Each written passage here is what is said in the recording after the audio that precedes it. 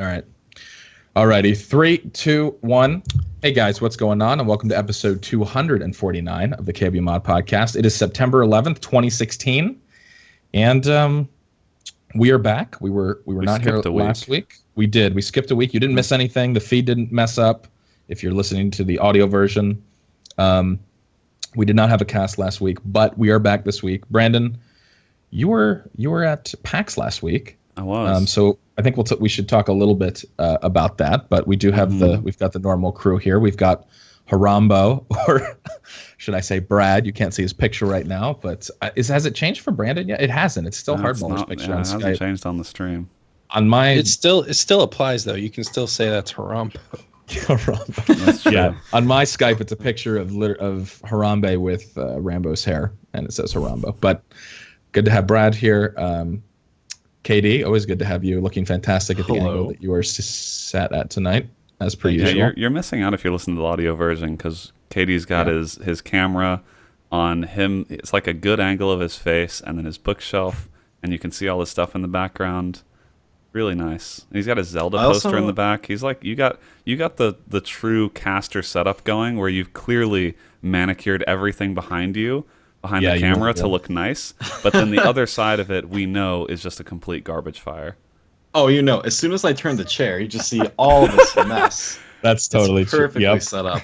Also, you should definitely watch the video version, because when you were starting, I tried to hijack the intro and started going 3, 2, 1, but my mic was muted. But you can still tell in the video. Was that pretty pissed? Wow. Couldn't even hijack. Next week I'll do the intro. Making a play for your seat, Scott. Yeah, I know. I can tell. Listen, dude, you can do next week if you want to do the intro, Katie. I want you to be able to do that. Do you want to do it? Oh, for sure. You got to practice, dude. I want to see you in the shower. I want you with that. I want you to be drinking a lot of hot tea, maybe some honey as well for your voice box. I hear. Why is reciting things in the shower the first thing that came to your mind? It's a little worrisome there. Do you normally recite things from Scott? I usually say, hey, hello and welcome to the KBMOD podcast, and then I say the episode when I'm jerking off in the shower. Yeah, that's usually my preparation. It's very formulaic. This is the next episode. Here we go. Here we go. And then right when anyway, right when I'm done. I almost used the term baby batter, but I stopped because it's horrible. Oh my god. All right, I did use it. Okay. I like how you explained to us that you held back by explaining the phrase that you didn't use. Yeah. Oh boy. Anyway. I will say, I heard Wendy's is bringing back the fondue fries, so I'll try to get a live eating going here. Okay. That'll combine gaming talk shows with social eating. Exactly. Get both of those demographics. Yeah. Crossing the boundary. Yeah. Yeah, that brings me. All right. Okay. So I was just going to ask any. We'll talk about PAX with Brandon, but anything as far as anything happening in real life with you, Katie, or Brad? Yeah. That you would like to share besides Wendy's bringing back fondue fries, which that's exciting. Yeah. Aside from that, monumental occasion. Past couple days I've been pretty busy. I went to a couple concerts. You see, Saturday I went Cheap Trick is back in town so soon? No, oh my god. What is it? This is Cheap Trick. I see one concert Cheap Trick, and now that's another. Yeah, I'll also rent their concert video from Family Video as I eat my fondue fries. There you go. Look at that. That was a triple meme, dude. That was amazing. You knocked out the meme trifecta on yourself. Oh my fucking Lord. I love it. I lobbed it up, and you dunked it, man. Jesus. But no, who did you see in concert? Well, I saw All American Rejects. Oh, 1, 2. Yes. And A Day to Remember. I didn't know that A Day to Remember and All American Rejects were there too. That's quite a lineup right there. Yeah. I only knew about Blink, but I like it. I heard from some. So how's Blink with By the way, I just want to preface this: Brad is a fucking Blink hater. Not even the new album. He's a hater. Oh, really? No. I mean, I don't really know what I can really say. I've only really heard a couple songs from Blink-182. I just went because someone bailed and the ticket was free, and I really wanted to see A Day to Remember. Okay, how were they? Because They were good. They're really good. They play. I don't even know. They have a pretty. I think they have a pretty recent album. I haven't been following it. Anyway, I'm stuck in like a day to remember from my high school days or early college. Yeah, days. They played a lot from pretty much the only album I know from them, which is Homesick. That's good. Yep. That's that, and then that one song, which like it's the newer one. Like they played a couple newer stuff, but they're pretty good. And then Blink, like I'm really not caught up on Blink at all. I only know like a few songs and like one of their newer songs, but I know that like the singer changed. And I didn't think he sounded bad, but there are some times where he sounded just like he was trying too hard to sound like the old singer. Like he was trying to make his like the nasally all the small things. I mean, but I mean, other than that, the bassist that they picked up, yeah. So we should talk about the new Blink album because my initial reaction was it was okay, and I tweeted this, and people were like, "What the fuck? Did you actually listen to the thing?" And I was like, "All right." I went back. It was like 2 listens. I was like, "It's all right." Like, I guess my expectations were super low, so I wasn't expecting it to be godlike. I was just like, I mean, it's serviceable. I was like, I like I don't know, like 6 of the 18 tracks or whatever, which I guess my standards are super low. Where I was like, I didn't hate. That's actually not a bad percentage if you're still listening to the album in its entirety. Because I don't even listen to music that way anymore. I hardly ever listen to music based on albums. Yeah. So anyway, but the more I've listened to it, it's not very good. It's very. It feels trying to like I don't know. They're trying to tap in a lot of time. It's just it doesn't work anymore. It's not the angsty Blink that we love. It just feels forced, I guess, at this point in a way, and really cheesy. I feel like on this album and a lot of the songs, like Brad, we're talking about the California song. It's funny. Oh, it's painful. It is just absolutely painful. There's some all right cuts on the album. I mean, it's not like I don't think the whole thing is. I mean, I guess if you're gonna buy the whole, I guess I probably would have bought just the specific songs I liked. Now looking back, so maybe as an album, it's not very great, but I also wasn't expecting that much either. So maybe that's where I'm at. But I don't know. What did you think, Brad? I think about half the album was okay. Like I think at first that was just kind of fanboying. Like honestly, I was like, I think me this too. is kind of dope. But then I don't know. I think some of the songs I think where so the new member is Matt Skiba. He replaced right. Tom DeLonge. Right. Some of the songs where he can really take off on his own and do things, I think those good. But when he does like a chorus with Mark Hoppus, it doesn't. It doesn't sound Blink to me. So, no, it stands out a lot. Yeah.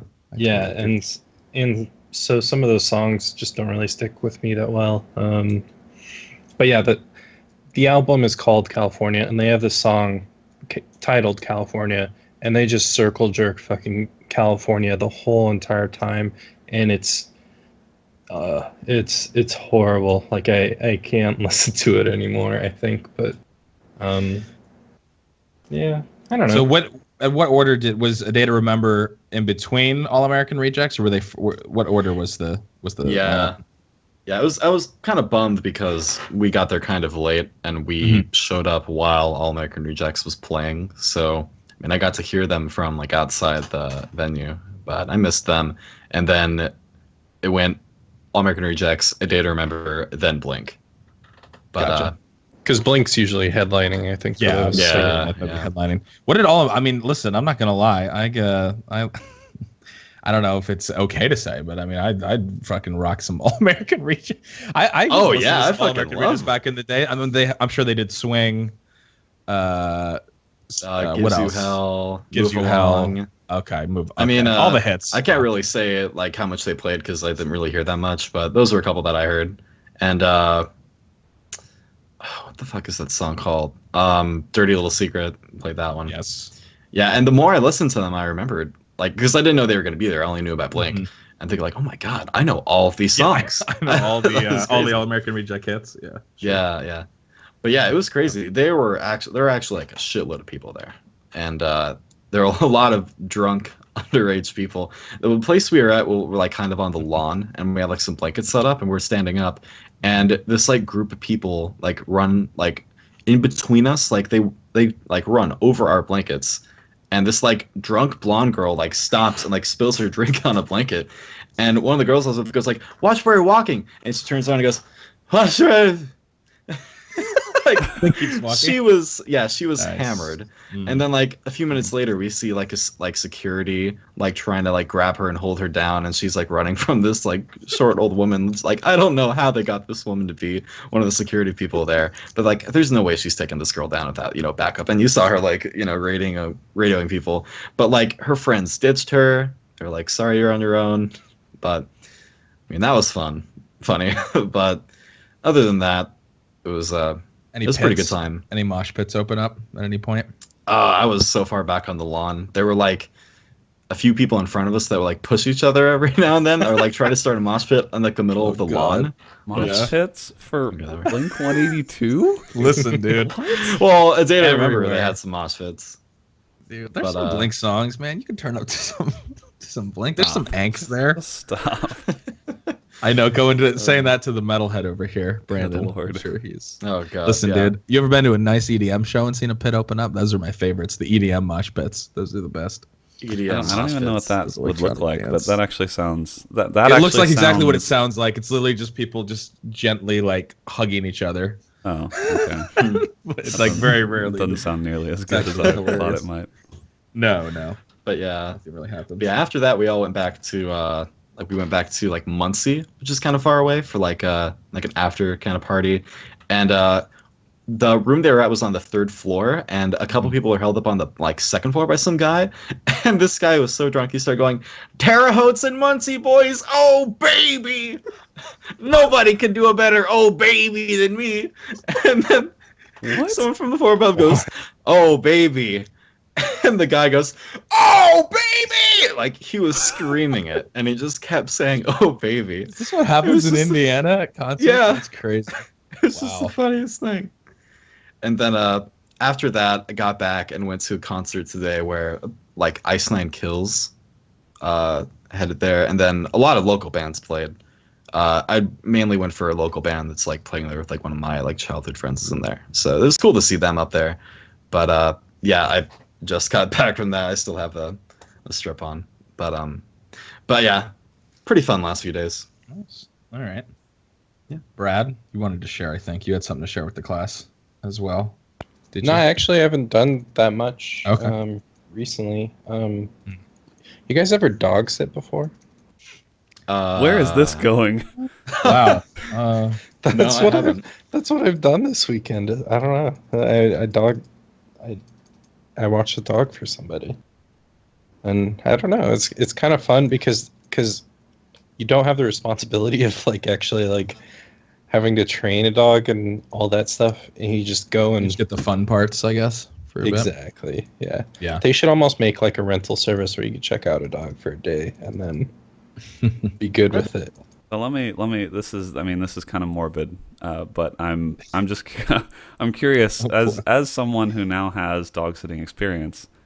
What would you do if somehow like the dog died or like ran away? We'll say ran away. Less morbid. No, because you're saying hold on. You're saying that dog sitting is fun because it's like owning a dog but with none of the responsibility. But in a way, you actually have the most responsibility because if anything happens to that dog, you are literally going to ruin whatever relationship you have with the owner of the dog. You think you're putting way more commitment into this than I think I ever like. I wouldn't. Well, just because you never thought about it, but you're right. My if you kill that then. dog, that relationship is over. I don't care who you are. Yeah. And if they say it's not, if they're like, "Oh, it's okay," but you're the person that killed that dog. No, no. They'll tell you it's okay until it happens, and then it will never be okay. I feel like I don't. How do you come back from that? I've only the thing is, if one of my close friends was doing it, I'd tell them to find someone else. These people, I don't know them that well, really? But they just needed. You mean I couldn't rely on you to watch my dog? No, you could, but I'd tell you to find someone else. That's rude. Thought we were friends. Wow. We are friends, but as far as your options go, let's be real. You could find a way better dog sitter. There's no way. I would be disappointed. I would be disappointed if you you actually went through and picked me as your dog sitter. Brandon, I'll be your dog sitter.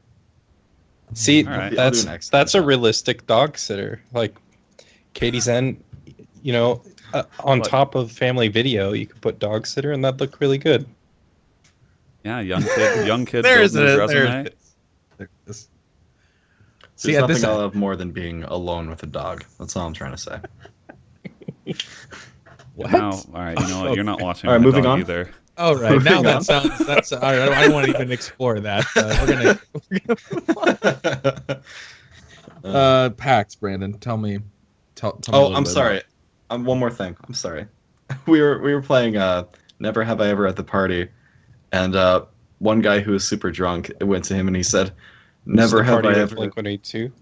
Yeah, this was at that night at the party at that one guy's house, and then it was Never Have I Ever, and one of the guys says, "Never have I ever been hard knuckle spiked in Super Smash Brothers for the Wii U," and the whole room of like 20 people just is silent.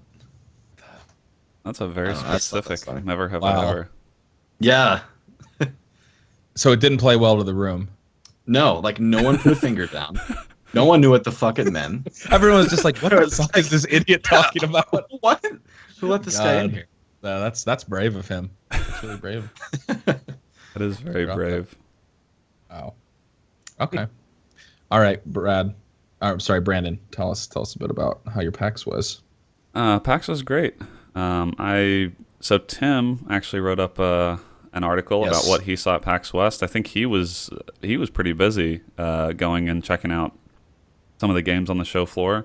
Yeah, he had a lot of appointments, from what I understand. So. Yeah. So you should definitely go check out his post on the site because he mentioned several games that I like. This is the thing with PAX. I think I saw or recognized like one of the games from his article. He put 5 games in here that he saw and kind of like gives a preview of them. I thought I had made my way around to at least see everything because like that's sort of how I do PAX now. Is I walk around, I'll kind of watch over the shoulder, but I don't really stand in line. Because I only get a bit of time to walk the floor. But I don't remember even seeing these games, and that's kind of like the cool thing about PAX, especially West, or as it used to be called Prime, because it's just so big. There's so many things to see that it's pretty much impossible to see every single booth.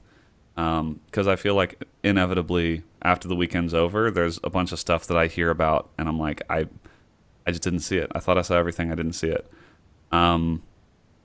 The weekend was really good. The one thing that I did play that I'll talk about is Dave Oshry's new games.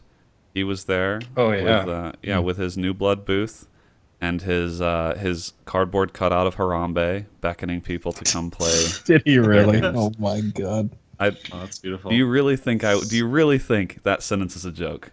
No, I don't. No, I know. No, in Austria, I'm 100%. You're right. You're absolutely. I don't even know why I asked. Like that just sounds like a sentence that you only end a cardboard cutout of Harambe with Dave Oshry at the end of the sentence. No, it was basically his personality in booth form. So they were showing 3 different games, and I got to play those. One of them is the game Dusk is kind of like a Quake. It's like a single player Quake type fast paced shooter thing, and that was pretty fun. It was tough because my mouse. It was hard to get my mouse sensitivity right for a game like that. Oh, okay. Yeah, blame it on the mouse, right? Okay. No. Continue. I mean, like the sensitivity felt. It was hard to find the right mouse sensitivity because you kind of have to turn around corners really quickly and stuff. So you kind of want a little higher than like a game like Counter-Strike, for instance, where I know all the corners. Because it's like a wave. I think it's like kind of wave based, or the thing I was playing was, and so you didn't have a bunch of health, and so you had to kill things before they killed you, and my aim just wasn't very good, partially because of the sensitivity, but. It's kind of got some old school looking graphics. That was fun. The other game he has tonight, We Riot, is kind of a side scrolling type game, like Streets of Rage style. I didn't actually get to play that one, but I just watched some of it. It looked neat. That sounds like a Twitch chat game. Twitch chat, right? Made for Twitch chat. It would not surprise me if that was like the kind of angle he was going for. But you're gonna have Twitch integration with it. Yeah, I didn't get to play that one, so I'm not sure. But the other one they were showing there was this VR typing game, which I think is probably my favorite one, just because I really like typing games. Yeah, I like typing. I type really fast, and so I like stuff like Type Racer and typing games like Typing of the Dead and stuff. Yeah. I love stuff like that because I'm really good at them, and I always like trying to beat people's high scores in typing stuff. And so this one was, you put the headset on and you have to look at words. You're kind of in like a spaceship cockpit sort of thing, and words are coming at you, and you have to look at them and then type them in order to blow them up. And so they're coming towards you, and you're trying to look at words, type them before the words get close enough to like crash into your ship. And so it was fun. The thing I had a kind of a tough time with is that the game was still a little blurry in a VR headset, and with a game like that, when you've actually got to be able to discern the actual letters from kind of a good distance, it was kind of tough for me to get the letters right the first time, and then I would break my combo and stuff because I would get a letter wrong because I thought it was like an A instead of an O or something. But anyway, it was a lot of fun, and I think they're also going to have a non-VR version of it, which I would be really into. So I did play those. Those were fun. I did not get the high score on the VR typing game, which is sad, but I will be looking forward to playing that more. But in general, the weekend was great. I mean, PAX is always a really fun time. I saw several KBMOD fans there. I wish I could remember all their handles, but there were several of them. So if you came up and said hi, thank you. Oh, I did see Ferez. Our friend Ferez was there. So that was fun. And I will say I saw the picture, and that was a nice picture. Yeah. Of you and Perez. Yeah, it was good. It was good. I got some good pictures all weekend. Yeah, Brad. Really like that one. I'm going to check his Twitter right now. You really sold that one for me. So, is it on your Twitter, Brandon? I'm just a little disappointed there wasn't a KBMOD mask in the picture. Anywhere. Well, that was last year. Last year there was an infestation of KBMOD That's masks. That's no excuse. There should be one every year. Look, you got to rely on the community for that stuff. I don't bring my own A mask. I got to work. So anyway, yeah, PAX was a great time, and kind of is a good warming up to go right into TwitchCon here in a few weeks. So that'll be even more fun. Very cool. All right, yeah, and definitely check out the article like we've been talking about that Tim did on the stuff that he saw at PAX, up on the website, ready for your viewing, crisp, fresh, out of the fryer. Go get it. All right, well, we're going to jump into, that was, I guess this PAX recap was technically under the news, and obviously there was some news made at PAX West. I almost said Prime. Don't want to mess it up. I mean, there's only a few PAXs, actually, that happen every year, so wouldn't want to, there's not like 150 of them every I think it was an easy transition because people that didn't know what PAX Prime was, it's sure. I mean, it makes sense. It makes a lot more sense now. So I think people are saying PAX West because it's just like you don't have to. How many actual PAXs though are there? There's PAX South, there's PAX West, there's PAX East, and there's Australia. Yeah. There's Australia. I think there's 4 of them. Is it only 4? For some reason, I thought there was more, but maybe I might be confusing. Might be confusing them now. But okay. All right, we're going to talk a little bit about a compliment. What we've been playing? Are we going to talk about? Oh, that's right. Playing? I totally forgot. Anything? Yeah, I mean, to be honest, yeah, I was just going to skip it because I don't think any of us have been playing any video games at all this week. Just kidding. I've never ever played video games. What is a video game? No, Katie, go ahead. I could tell you were about to you. If it's Dark Souls, it's not worth mentioning. But go ahead. That's all right. You can skip over me then. Let me think. So I feel like what I'm gonna say is like a lot of things that like other people have said, so just like cut in if you guys have played this. But the Battlefield 1 beta, played that a bunch. Yes. Actually, I did want to talk about this. Yeah, it is over now. But yeah, we didn't have a cast last week, so we didn't get a chance really to talk about it all that much. But yeah, what did you think? Yeah, I thought it was fun. I thought it felt really. That has got to be one of the most stable betas like I think I've ever played. Like I had very little glitches happen to me, but yeah, I thought it was a lot of fun. I mean, like only one map, it got kind of boring, but I mean that's not going to be an issue with like the full release. Yeah. Yeah. More maps. But yeah, I thought it was fun. What'd you guys think? I agree. I roll with a group of people that just hate EA, which isn't shocking because I think a lot of people hate EA at this point. Yeah. But also like just won't. I don't know. So like every time I would talk about it, they'd be like, "Oh no, it's not that good." But I really had a lot of fun with the beta. Agreed, it ran really well. I even played it a bunch. Like I don't ever play games off stream, but I found myself like late at night if I was like couldn't sleep or was just chilling, I would load it up and just play solo by myself and just play like I don't know and really found a lot of enjoyment in it, and I like the feel of it. I liked everything I played. It was the same thing. It got old playing the same map over and over again. Katie, I agree. So it'll be fun to play the other maps. But are you gonna buy it on launch, Scott? I'm not. So I will separate that though. No, I'm not gonna buy it on launch. I'm gonna wait and see how stable it is. I'm not gonna pre-order it or whatever else. Yeah. So I'm not like sucking EA stick like that. But as far as like coming from somebody that only really played a lot, like I played a lot of Bad Company 2, played a very little bit of Battlefield 3, but I've been kind of Battlefield free, so to speak. I didn't play any like Battlefront. I didn't play Battlefield 4. I didn't play anything else. And I'm being told from a lot of people that there's a lot of things in the game that remind them of Battlefront. Did you really not play any Battlefield 4? None. Nope. Oh wow, I'm surprised. Yeah, I didn't play any of it. Yeah. So just coming from that into this, I don't know. I was just like, holy shit, this game is like kind of blown away. I was impressed. I was really impressed. It's a stark change from Battlefield 3, for instance. Like, exactly. Yeah. I was gonna say then that helps me understand your point of view a little bit better, because I think it maybe to some people might feel a little iterative on top of Battlefield 4. Like exactly, it's obviously a different setting and all that. But if your if your main frame of reference is to Battlefield 3. Then I imagine BF1 is probably eye-opening.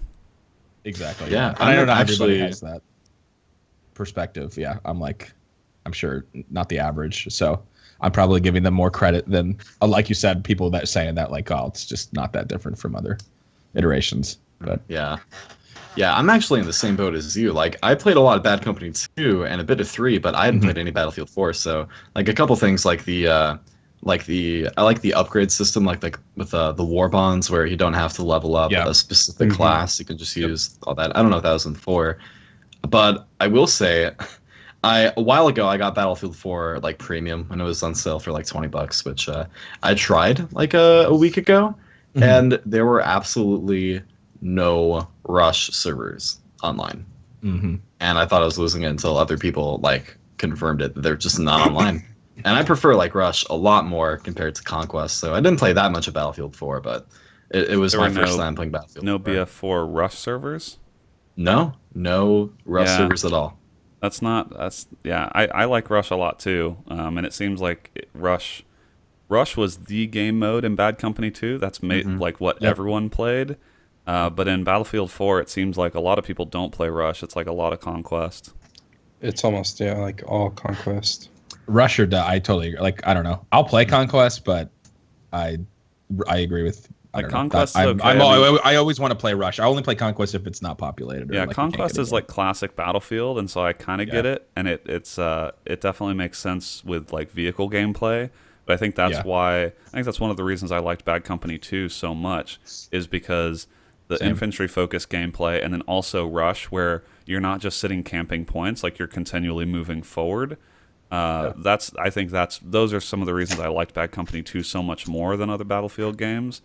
So I'm hoping BF1 has more of an emphasis on Rush, because I think that's the best game mode they've got going for them. Yeah, and that's pretty much all I played in the beta as well. I just tried to play Rush a bunch, and I don't know. I'm probably a consumer that. Maybe that EA wants. Like, I'm just kind of a wide-eyed Bambi. I'm like, holy fuck, this game looks amazing. It feels amazing. The sound's amazing. I like the changes that they've made, because, like you said, I'm coming from Battlefield 3, so I'm just like, what the fuck is all, like, you can, like, the Warbond stuff. That beta was tailor-built for you. It really was. Like, I came in, I was just, like, blown away. I was just like, I was not expecting it it's really impressed me as much as it did. So I mean, they sold me on the game. Like I said, they didn't sell me to pre-order it or whatever. Like I'm not that dumb, but I definitely will buy it once like it's confirmed that like everything's stable. And because I mean, who knows how the launch will go? I'm sure that they've learned a lot over the past couple launches, but still, it doesn't mean that it's gonna work even day one or week one. I'm sure. Like, so I don't feel the need to like I'm not that hard up to be like, yeah, I got to play it when it comes out. But Brad, what about you? I mean, I know you liked what you played. We talked about it a bit. Yeah, I actually put in about like 15 hours or something, and almost all of that was with the full squad as well. So we went back and forth between Conquest and Rush, and I think the difference is Conquest is fun when you have a full team and you guys squad up in like a tank or something, and you're going back and forth and capping points. But where Rush, I feel like you can really enjoy being by yourself, kind of lone wolfing it a little bit better, because it's, I don't know, it's just the flow of the game, I think. Because you can flank and stuff in Rush. You can make an impact on Rush totally by yourself. Yeah, and that's what I would do. Like, when I'm playing solo, my whole thing is objectives. Yeah, I'm killing tanks, or I'm just literally planting the bomb and clearing out the entire, just camping it till I advance it. Right. I feel like it's easier attack wise a lot of times if you're going to play Rush solo. Too, like I think the only way you can make an impact as a solo player in Conquest is if you get in like a helicopter or plane and you're just an expert pilot. And you can pepper a site, and basically take it out on your own. But that's only one specific style of gameplay, and it's with the rarest vehicles, on most maps. It's like there'll be tanks and other things that you can get in, but then there's like one or two planes. Right. Yeah. Yeah. Exactly. But I really enjoyed it. I think some of the weapon balances still need to be done. I thought most of the classes felt pretty useless to me besides support and recon. Recon I thought was kind of OP because there's like no bullet drop in any of the rifles that you had. Yeah. And you do any aggressive recon in BF1? I loved aggressive. The sniping felt great in Battlefield 1. Yeah, so that gives me hope. There are some problems with it, though. For some reason, Battlefield 1, just on PC, had this glitch where you would, how like previous Battlefields had like Levolution or something, weather system.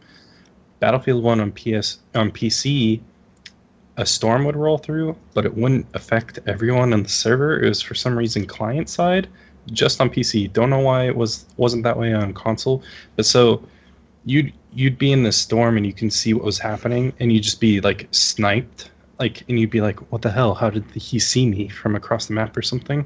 Come to find out, two people are like streaming with each other. It's kind of like No Man's Sky all over again. Okay.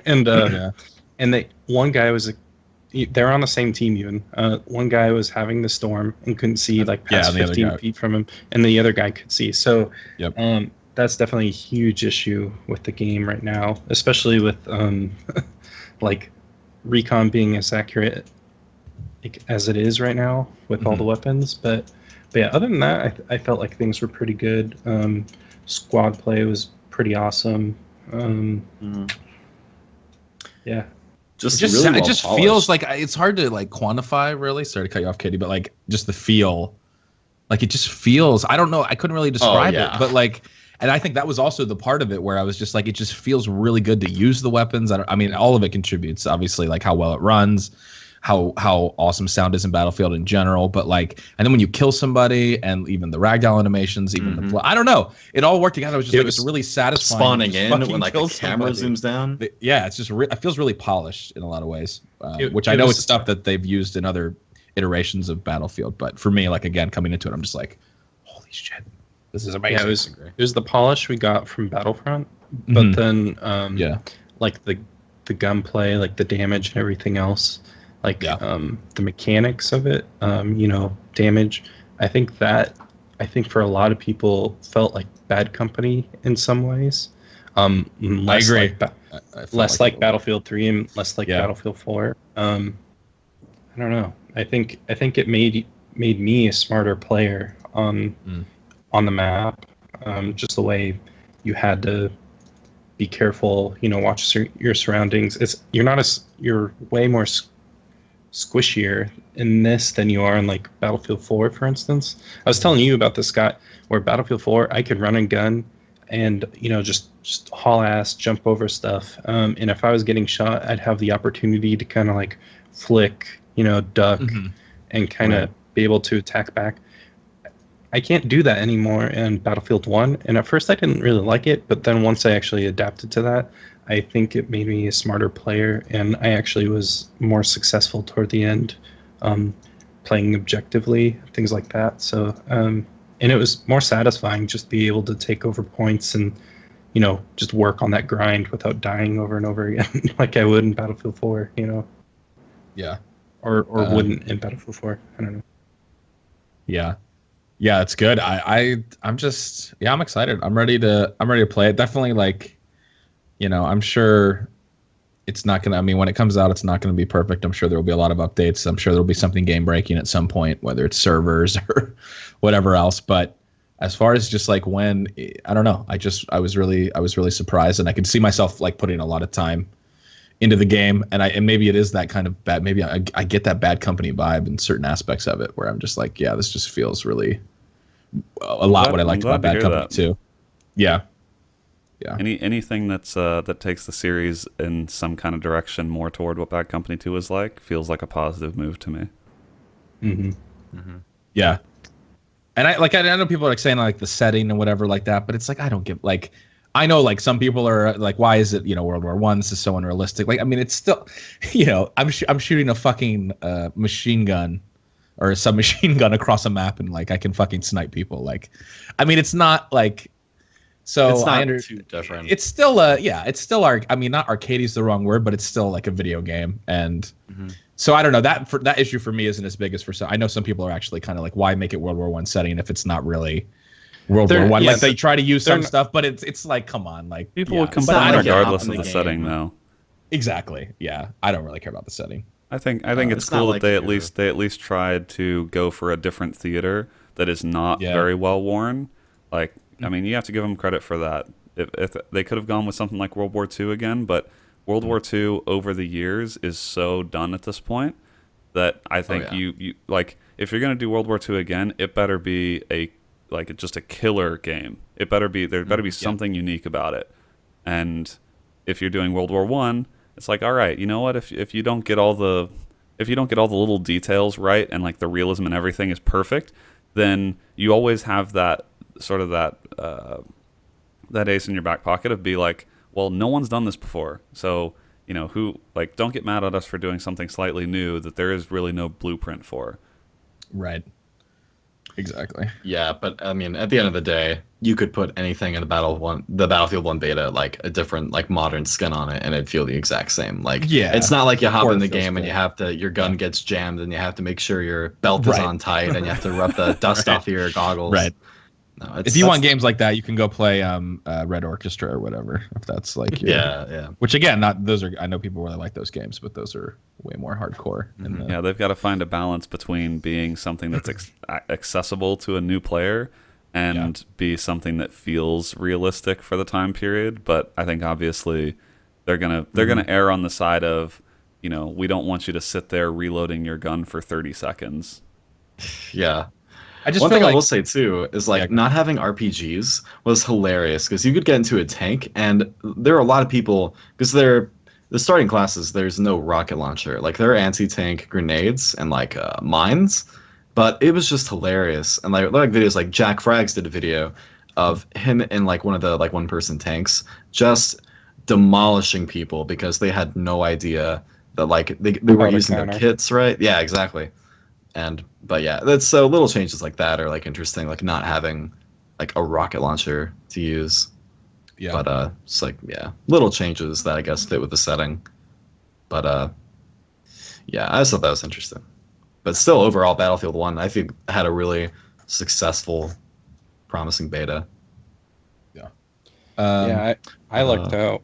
I'm actually getting that for free from going to PDX Land, so I don't know if I like it. If I like it, I might get premium. We'll see. Pick up some extra. Are you going to get the?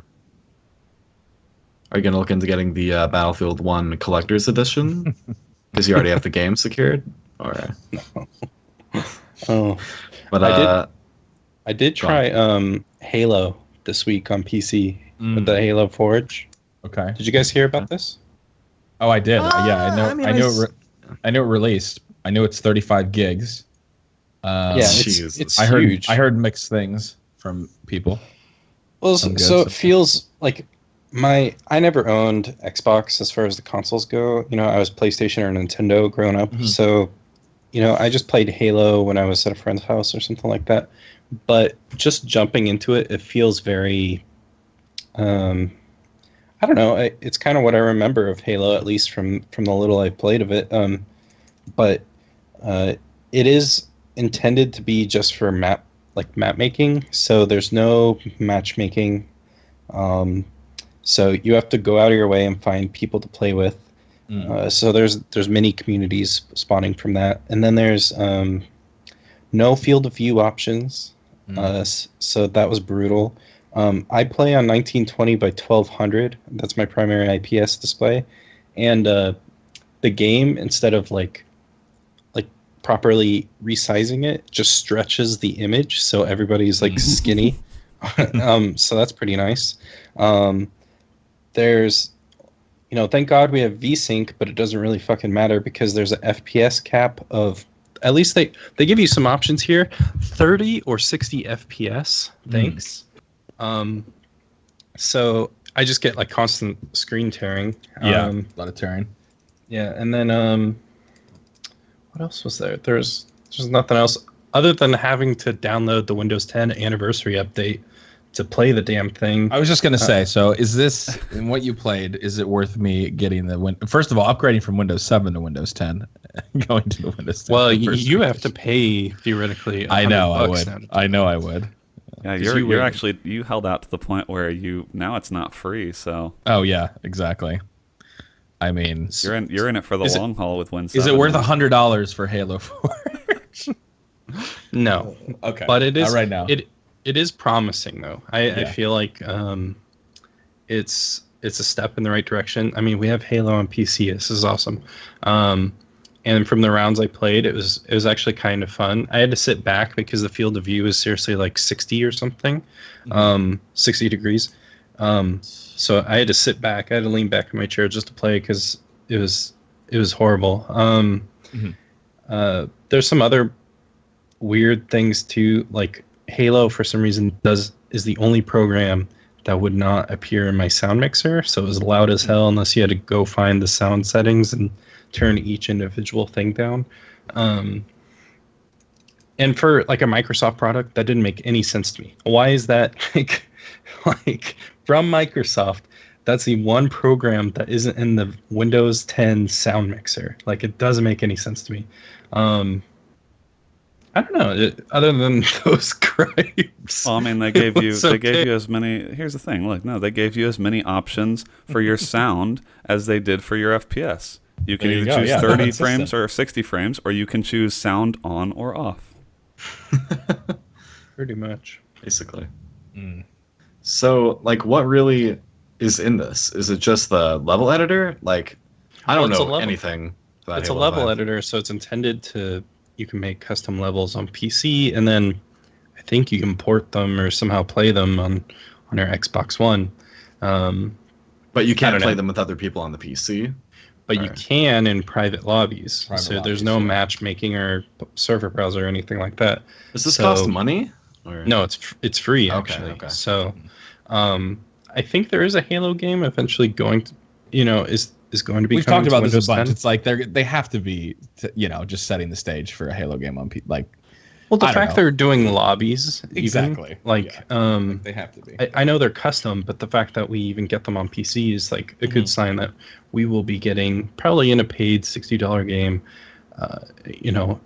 Windows 10 version of Halo. Do we know if when that happens? I'm not gonna lie. I'm excited. Like, I'm excited if hopefully, like you said, what the people are saying that they're gonna change. I mean, I'm sure that the FOV stuff will happen and FPS unlock hopefully. Like, but a proper Halo game, like I will, if a proper Halo game comes out, I will upgrade. I will pay the $100 and buy the Halo game, so I can have the Halo inverter. Because I'm excited. I want to do it, but Like, there's just no way that they're just putting this out there. They're gonna be like, who knows though? What if this just comes out and then 2 years from now we're just like, guys, anything happening with Halo? It could. I mean, it could still happen, but Yeah. Are those private lobbies? Are they still? Do you know if they're hosted? Like, are they centrally hosted by Microsoft? I don't think they're hosted. I think they're peer to peer. So Okay. yeah. Yeah, so somebody in the lobby I think has the best connection, of course, because they're the host. But Yeah. host advantage. I'm on a 1 bar, dude. Can't do this. so I don't think that's the case. Like, I don't think there's any official servers that they host it on. I'm pretty sure it's peer to peer. But yeah. Other than that, yeah, it was really good. It felt like Halo all the way through. Just, give me the rest of my PC options. That's all I ask. Even if it was an editor, like if I was in for just editing maps, like I don't think it's too much to ask for, like not capping the FPS, But what do I know? I'm not a developer, I don't know. I mean, you don't know what that breaks, dude. What is that going to break in the game? Exactly. Who knows? Never know. But yeah, back to what I was playing before I was no. So Rocket League had a huge update drop. Oh yeah, last that's a couple big one. days. Yeah. Yep. So before we get to the cherry, we had some nice icing in the means of some things like you could do of the update. I mean, they added a feature where you could do different. This is something I've been asking for since the game came out. You can now save presets of a car design. Like, you don't just have to stick with one car and then switch it whenever you want to do something else. Like, there'd be times where, okay, I want to make a kind of a taxi, or this time I want to use one of the DLC cars. But now you can save different presets of the cars and switch and change which cars you want to be on blue or orange teams. So there's a lot of customization there. They added in a new crates and keys system for getting cosmetic items, which is, you can completely disable that if you want to, but it's kind of like CS, but you can't buy crates. You just have to have them. I'm not sure if they're on. Actually, none of this is on Steam. They went out and said that. I think we already talked about this, but how it's just not going to be on Steam because they don't support gambling or whatever. But so none of it's through Steam. I haven't gotten a crate drop yet, and I've played a couple hours of the new update, but I've definitely spent I plan on spending a lot of money for cosmetic items. I just don't have any means of getting the crates. But the main thing for this update was the new game mode they added. They also added a new map for Rocket League Labs, but this new called Rumble mode, where it's basically standard Rocket League 3v3. But every 10 seconds, you get a random kind of power-up, where it could be things like you freeze the ball in place, so either set it up for yourself or try to keep it from going into the goal. There's one where you have a grappling hook, where you click in the left stick, if you're playing on controller, and you'll go right into the ball to kind of set up shots. I've had some pretty cool shots done that way, or aerial into grappling hook into goal. There's a power-up where you get a bunch of thorns on your car, and basically you turn into a pincushion, where if you drive into the soccer ball... Stick to the ball, right? The ball sticks to you, and you can just drive into the goal. That's cool. Which that's funny. Pretty crazy. But you can't really go into this with the mindset of it being competitive, because everything's random. There are tornadoes and stuff. But yeah, that's been a lot of fun. It's relearning a whole different you're forgetting everything you knew about Rocket League, because you have to prepare yourself for so many different things that can happen with the different power-ups. But yeah, Rumble mode has been a lot of fun. Did you guys get I know Brandon plays it here and there. Did you get a chance to play it? Or? I have not played it this week, but I'm actually really looking forward to Rumble mode, and I mean the other modes too, but Rumble mode feels like the best one for show matches in the RLCS. I want to see pros play Rumble mode just for fun, just to see see how good they are at this silly game mode. Yeah, that'd be good. But yeah, that's been fun, and as always, trying to grind up ranked on Rocket League, which is just a struggle. And other than that, let me think. I won't go too long on this, but I finished Persona 3 and the Persona 3 little expansion they have after you beat the game, and that was cool. Really good story there. And I started Persona 4, so just trying to grind through all those before 5 comes out in February. But that's all I played. Did you put that card in the waste bin? Okay, put it away, or do you just put it underneath of the, or is it still in there? Or you It's check in it that off? box. Okay. That blue Oh yeah, box it's the other is box. It's your finished. done box. Right now we're working on Persona 4. Yes. And there's a card diet. that says I have a card that says Fez that I just Ah. crossed out because it occurred to me I'm never gonna fucking play Fez. I don't give a shit about that game. But Damn. yeah, we're making progress. Yeah. Nice. But yeah, and one thing about Persona 4 for like the 1% of people listening to this, definitely go for Golden if you're going to like play that game. I played like 3 hours of Persona 4 on the PS2 version, and there's so many fucking good changes to the Vita version. It's on PS Vita, but really you don't even have to buy like a Vita for it. You can get like, I've been playing it on a PlayStation TV, which is essentially like a little box that has like the PS Vita hardware in it that plugs in HDMI to your TV. So like just you can get one used for like $30 and then just buy a Persona 4 and then use like a PS3 or PS4 controller on there and you'll be good to go. Really, really, like it's a lot better. They make the beginning flow a lot better. Like I remember when I was playing the beginning on the PS2 version, I just wanted to hurry on. It was just cutscene after cutscene. But they add in a lot of like a lot more times where the player can like look around and interact with people and new stuff. But yeah. So if you're looking into Persona 4, Golden all the way. All right. And that's it. All right, Brad, you went a little bit. You talked about Battlefield 1. Did you play anything else this past week? No, just a Halo, and then. Oh, okay, yeah, and Halo Forge, obviously, yeah. Right, and that was kind of it, actually. So, yeah. Okay, Brandon, what about you? This week, I made a big decision. I know what it is. I know where this is going. I caved to the pressure of peers and life and the fear of missing out, and I renewed my World of Warcraft subscription. Yes you did. I had been away from it for a long time, and I finally gave in because there are so many people playing World of Warcraft right now that I kind of missed being part of that conversation.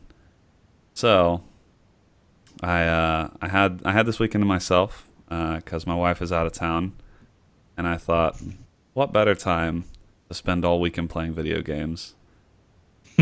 Yeah. And so that's what I did. I renewed my WoW subscription, and I kind of had to feel my way back into it because it's been, I don't know, I guess it's been like 5 years, 6. No, it's probably more. It's probably been like 6-7 years since I've really played WoW.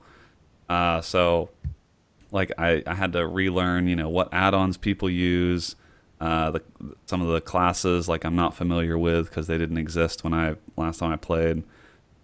So I basically got into that, and I started a level 1 monk just to kind of get myself back into it, and I've been really enjoying it so far. I haven't even played any of the Legion content yet because they give you a free character boost to 100 so that you can just start and kick off the content in Legion. But I decided I wanted to kind of ease my way back in, and I didn't play Warlords of Draenor at all.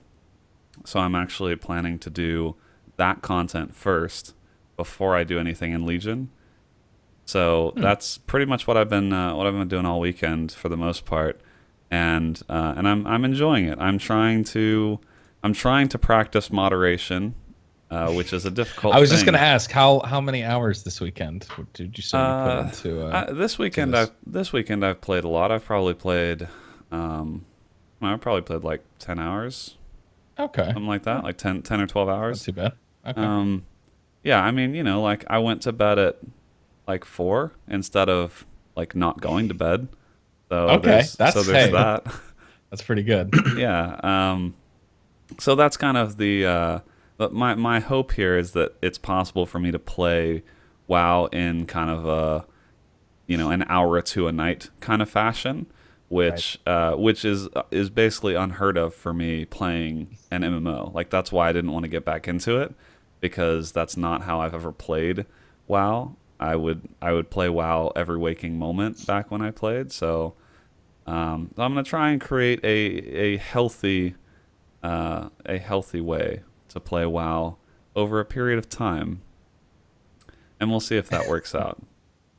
But it's been fun so far, and I've really only played solo, which is one of the reasons that I decided to renew. Because WoW, I think current day WoW is actually a pretty good game to play by yourself, because there's a lot of stuff you can do, and you can queue up for dungeons and all that without having to really rely on other people until you get to like end game type stuff at level 110. But I'm not at any of that yet, so I've just been leveling on my own. It's been kind of peaceful. Like I just kind of have a stream open.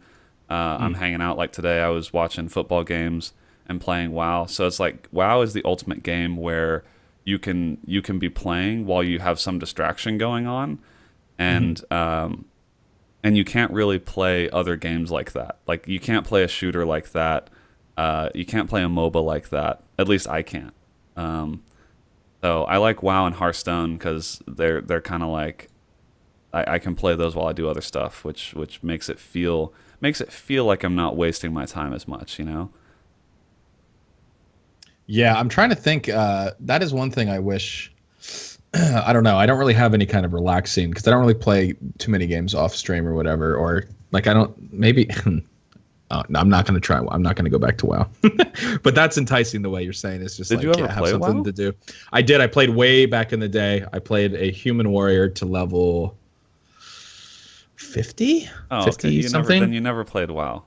No, I never got to the point where WoW actually became fun, I think, for a lot of Yeah, for a no, lot of like people. like actually, So, if someone yeah. asks if you've played WoW, So is the that why answer- you went to League of Legends? Sorry. Well, while we're talking about games that aren't actually fun. But If anyone ever asks you if you played WoW, just for future reference, the answer to that question is no. is no. I can't even claim to have played it, You even if I cannot. played to You level cannot. 50. Okay, No. fair enough. No. I think because like if you played level 60 content back then I think you would have more of a frame of reference. But like in particular, the leveling experience now is so much different because I think the leveling experience now is actually a lot better because they've fleshed out a lot of the quest log stuff. Like it's a lot harder to get lost and feel like you don't know Like where what you I'm should doing go to next. level. Yeah. So like that, I think that experience now is way, way, way better than it used to be, and I think that's also one of the reasons I've been enjoying it, because you used to have like bugged quests every now and then, or like you couldn't find these quest items, or like it'd be like a 5% drop rate off some mob, and those just don't really exist anymore. Like they've made a lot of that stuff much better. So yeah, no, I mean I'm never gonna try and pressure someone to get into an MMO because it has the potential to like devastate someone's life. Yeah. So Right. I don't take that lightly, but I'm trying to dip my toe in and just see if it's possible to play an MMO casually. So we will see. We hear this now from Brandon. He's like, I'm just trying to dip my toe back in. Next week. Hasn't been to work in an entire week. Your wife hasn't seen you. I was like, No, has that's anyone heard from Brandon? like you're laughing, Hello? but that's literally I know. that's literally like know. why I was trying not to do it. I was like, what good comes out of Yeah. this? Like Yeah. what positive outcome is there? And there isn't really one. Like the better outcome is me just not getting involved in it. But I think there is a lot of enjoyment to be had. And I haven't been playing that many games lately. I think because it is tough for me to find something that I can dip in and out of. And WoW is really good for that. Hearthstone's really good for that. And if I can come home and just relax with a little bit of WoW and Hearthstone, then there's nothing wrong with that, right? No. Hey, listen, man. I support you. I need you to validate that this- this was an okay thing for me to do. You seem like you're taking your careful steps. The fact that you said you went to bed at 4 a.m. and didn't stay up the entire weekend binging. Well, I okay, thought you you know were what? going to say. You know what? I thought you were it was gonna 6 a.m. Okay, but I still went to bed. Oh, the lies. Oh boy. Now these are the warning signs for MMO Anonymous. I know that's the thing. You guys have to keep me honest. Oh boy. I think if you have an accountability partner, I think that will really help you. I think you need a sponsor. You're right. So whoever else, somebody that understands the MMO, the WoW world rather, that's also playing the game and maybe trying to limit themselves. I think you guys, I don't know, maybe we can find somebody for that. But we'll check in. I mean, we'll check in every podcast and see. The problem is most people in my life are just just the devil on my shoulder. They're telling me to come back into it. Yeah, they're telling me come back. It's so awesome. We're playing every night, and then I don't have anyone balancing that out right now. So I need someone to balance that out and give me like the angel side of like, look at all these other ways you could be spending your time, Brandon. Right. Oh shit! That reminds me, the Overwatch update just pushed out this last couple weeks, right? Or I don't know. I haven't played it, and oh, it's so much better. It's so good. New comp happened. And we should play that, Brandon. We should.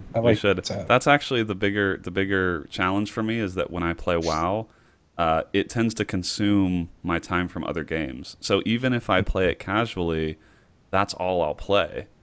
And so I also don't want to get in a rut where I don't end up trying anything new because I always have WoW as a fallback. So we'll have to. Someone's gonna have to keep me honest and say, "Hey, let's play some other game." Mm-hmm. That's what I'm relying on. I tried inviting both of you, and I've been turned down by both of you.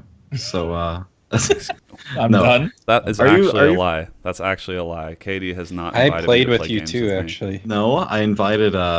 It may not. Okay, it might not be like. Let me think. Because when I asked you, you were still at the office. Dude.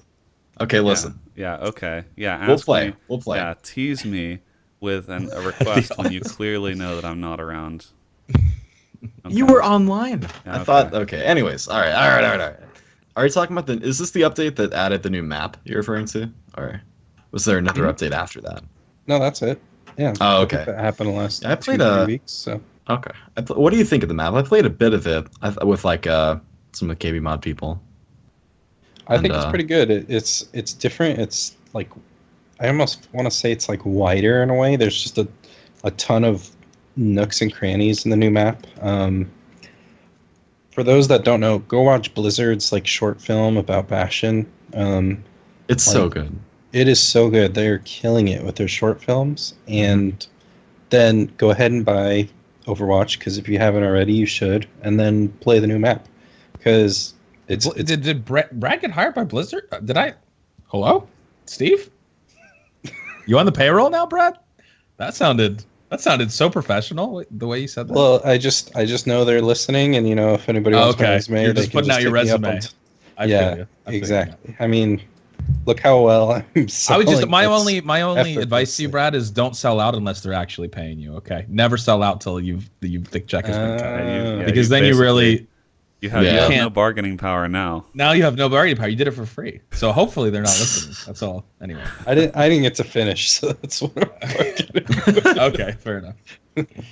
But no, it was pretty good. I like the update. I like competitive. I like the new point-based system. I think they did something like this with StarCraft, if I recall correctly. I don't know, but I still suck, but whatever. Yeah. Okay. Sorry, I didn't mean to derail us there, but speaking of Blizzard, dude, sometimes you just get so passionate when a check hits your bank account and you realize that you're live on the KBMOD podcast, and you have very little time before it goes 12 o'clock where you are to meet your obligations to Blizzard. I know. I've had the same thing happen. And then you're like, I got to talk about Overwatch. No, I'm just kidding.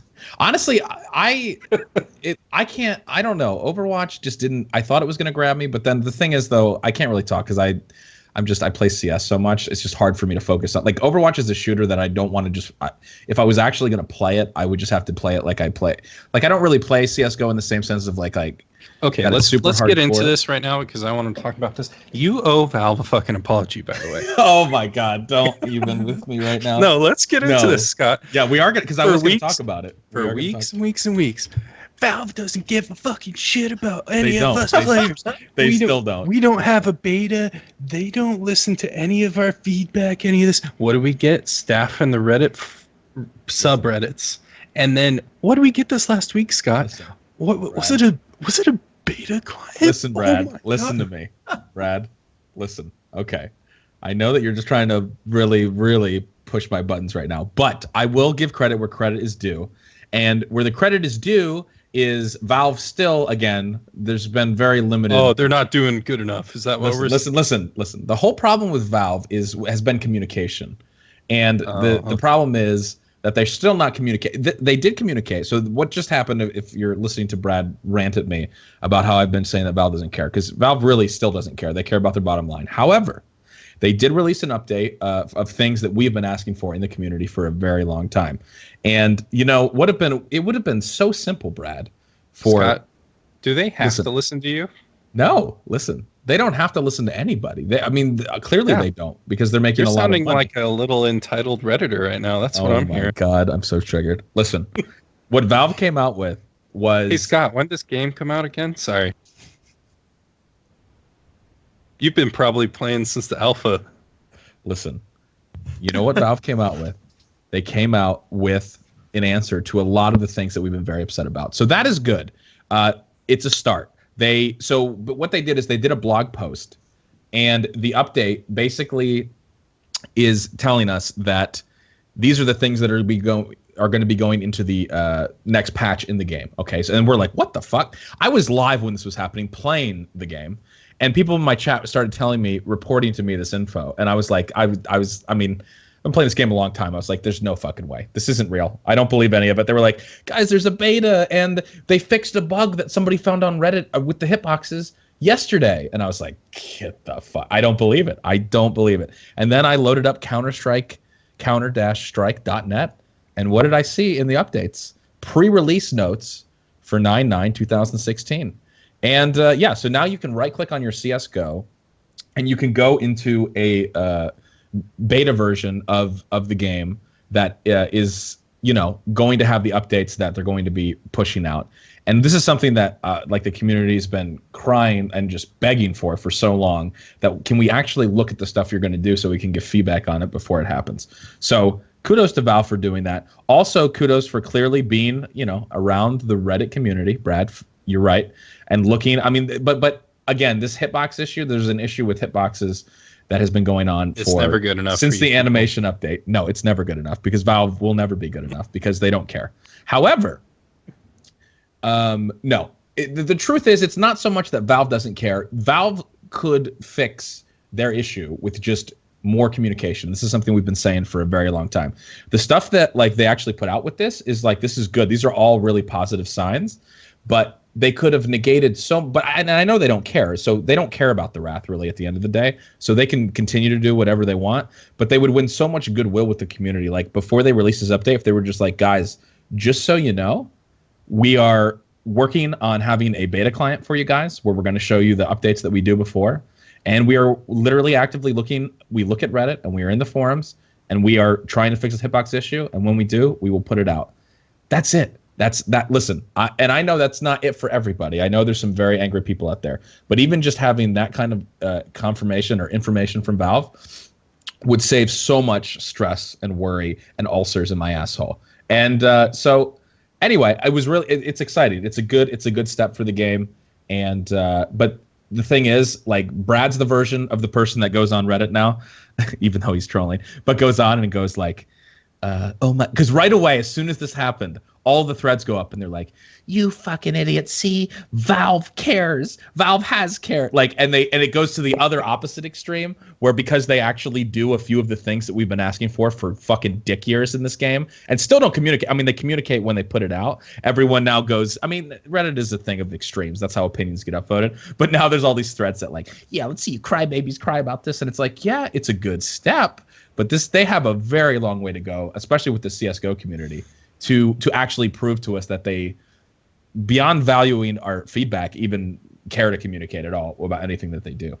So it's an abusive relationship. It absolutely is. And I think that was a lot of the sentiments of like even the former pro players, commentators, people that just play the game. It's like Valve will come out, they'll do something nice. This is the same thing with the R8 update. I'm sorry, I'm going on a rant, but I'm about to stop. But it's the same thing with the R8 update. Like they came, they patched it after it was so fucking broken, and everyone was like, "See, Valve really gives a shit." And it's just like, and then, or they'll do this, and everybody's like, "Oh my god, yeah, Valve really does care." And then guess what? We won't hear from God for another 2 years. Like that's how it works. And then they just go away to their ivory castle, and then they release the fucking rocket launcher, and everyone's like, "Well, I guess this is in competitive play now. I guess." Oh, dude, you can buy, but the ammo is very expensive. It's $1,600 per rocket. But if you fire it from the spawn in despawn in Dust 2 to middle, you can kill the entire team with one rocket. So it's balanced. Like, so I'm just saying. So while everyone's praising Valve for this one thing, just like let's not go overboard. Let's not let them off the hook. But it doesn't matter. That's how the internet works. 3 aces in a row. You can call in the tactical nuke. Well, that's yeah. Well, but the good news is hopefully they won't backstep on this or go back on this beta stuff. Now that we have this precedent they're setting, where hey, like we're gonna put these updates out on the client first, so you can check them out. Hopefully we can get feedback. Like that's good. Like that alone is a really good thing. So we'll see how it goes. Thank you for the trigger, Brad. But no, it's great. It sounds like you think it's a two-way street when it's really not, and you know I enjoy your passion and everything else. It's the truth is it's really not a two-way street. The truth is like Valve is going to make their money regardless, but it is good to be honest. Like their games don't make them diddly squat. Like these are just passion projects at this point, right? I mean, well, besides maybe like. I don't know. I don't think it's safe to say CS:GO makes them diddly squat, man. They make a lot of money off not like necessarily sales. Compared to Steam and everything else, I think it's pocket change. I mean, okay, fair. I mean, yeah. I mean, they're a multi-billion-dollar company, but I think at this point, aren't they? But I don't know. I would maybe take issue to say that it doesn't make them anything. I mean, Dota makes. I mean, we have Dota as well. They love Dota. They love fucking Dota, dude. So anyway, we're not ranting anymore. I'm moving on. I think I blacked out during part of that. You probably blacked out. The good news, Brandon, though, if all you heard is that there were some changes that we've been asking for forever that are good with CS:GO. I'm happy that they're here. Valve's still not off the hook. Yeah, that's it. That's exciting. All right, so just tune in later when Scott streams social eating with his tinfoil fedora and starts typing on Reddit about how he doesn't appreciate what Valve isn't communicating to him. Dude, that sounds like a great stream. Actually sounds amazing. If I make a tinfoil fedora and eat a pizza in social eating and stream me writing hateful Reddit comments, I will have more viewers than I've ever had. God. I actually will. That's the sad part. I better get credit. I would watch that, dude. You can executive produce the stream. You can do that. I'll produce the subject and you just go. So you need to do that. You need like a creative stream with your fedora on, eating a pizza. You just screen cap, going on every thread on Reddit, just leaving, just shit posts. Yeah, like the most negative things you can think of. Oh, that'd be a hit. It would be. All right, so we're gonna jump in. We have 2 more stories. Well, we talked about PAX a little bit, but we're gonna move on from that and what we've been playing and me ranting about CS:GO and Valve. To a little compliment from Sony. In regards to their new, you probably heard about it. They announced the PS4 Pro this past week. And, you know, they say their inspiration for creating the PS4 Pro did not come from the Xbox, but it came from the PC. So, which, I mean, of course they would probably say that. I don't think any, like, console competitor wants to be like, oh, yeah, they're really pushing us to innovate. But there's an interesting quote in here. It's a very interesting quote from Andrew House, who's the chief. Not sure what his actual CEO, I guess. Yeah, the chief of Sony Interactive Entertainment. There it is, and this is his quote. He said, "I saw some data that really influenced me. It suggested that there's a dip in the mid-console life cycle where the players who want the very best graphical experience will start to migrate to PC because that's obviously where it's going to be had." I love that yes, Brandon. He says, again, just to quote, this whole thing is amazing, and I think, Brad, you put this in here because you knew that this would just be serious fodder for us to talk about. But I just want it again to say, this guy pushing the PlayStation 4 Pro console just said that the players who want the very best graphical experience will start to migrate to PC because and then he uses the word obviously where it's to be had. And then he goes on to say, we wanted to keep these people within our ecosystem by giving them the very best and very highest performance quality. So the net result of those thoughts was a PlayStation. So I was following him for a little bit, and now I'm kind of like, all right, well, now I'm confused because it's just segregating your market is just So in the same breath that he says that that's where people are going to go, he's like, well, why not just make a PlayStation 4 Pro? And basically he's saying that that's going to fix the people that would migrate to PC. They're going to buy the PlayStation 4 Pro and all is well, which I think is really an interesting idea. So if you didn't see the basically, well, there's a lot of interesting things about this. So the PS4 Pro is going to sell for $400 US, and I think the PlayStation that I have that I just bought is going to be sold. I think they're dropping it $100. Is that right? Or is it going to sell for $299? I think that was the plan. So. I think that's right. And yeah, so anyway, this is a PC Gamer article, but in the article, it's pointed out that, I'm not sure that the solution then is to just, because again, this is not something like if the PS4 Pro was something that was going to be like upgradable or whatever else, like maybe you could go, okay, this is making sense. Like, I don't know, maybe which they weren't going to do, but like a graphics card upgrade or even memory or whatever else. No, this is just a more powerful system. But again, that is frozen in time, right? Like there's no upgrades to be had. So I guess I don't really understand. I'm not saying people aren't going to buy the PS4 Pro, and a lot of the reason that this is being pushed is the 4K idea, right? And then like we got to get to 4K. Good Lord. Yeah, I know you're going to rant about this, but what are your guys' thoughts on what you've seen on this, and also the quotes? Listen, all I need to hear is that Bloodborne will be enhanced in the PS4 hardware of the PS4 Pro, and I will drop 400. I do it. I will honestly drop. No, I mean I hear some things like it's supporting 4K Blu-ray but not Ultra Blu-ray discs, which is kind of odd to me. But I mean, it's tricky. I feel like I can't really do like give a concrete opinion until I see more about. I see like all the games that are going to be affected by it, because all we know is like like a number of how many games are going to be affected.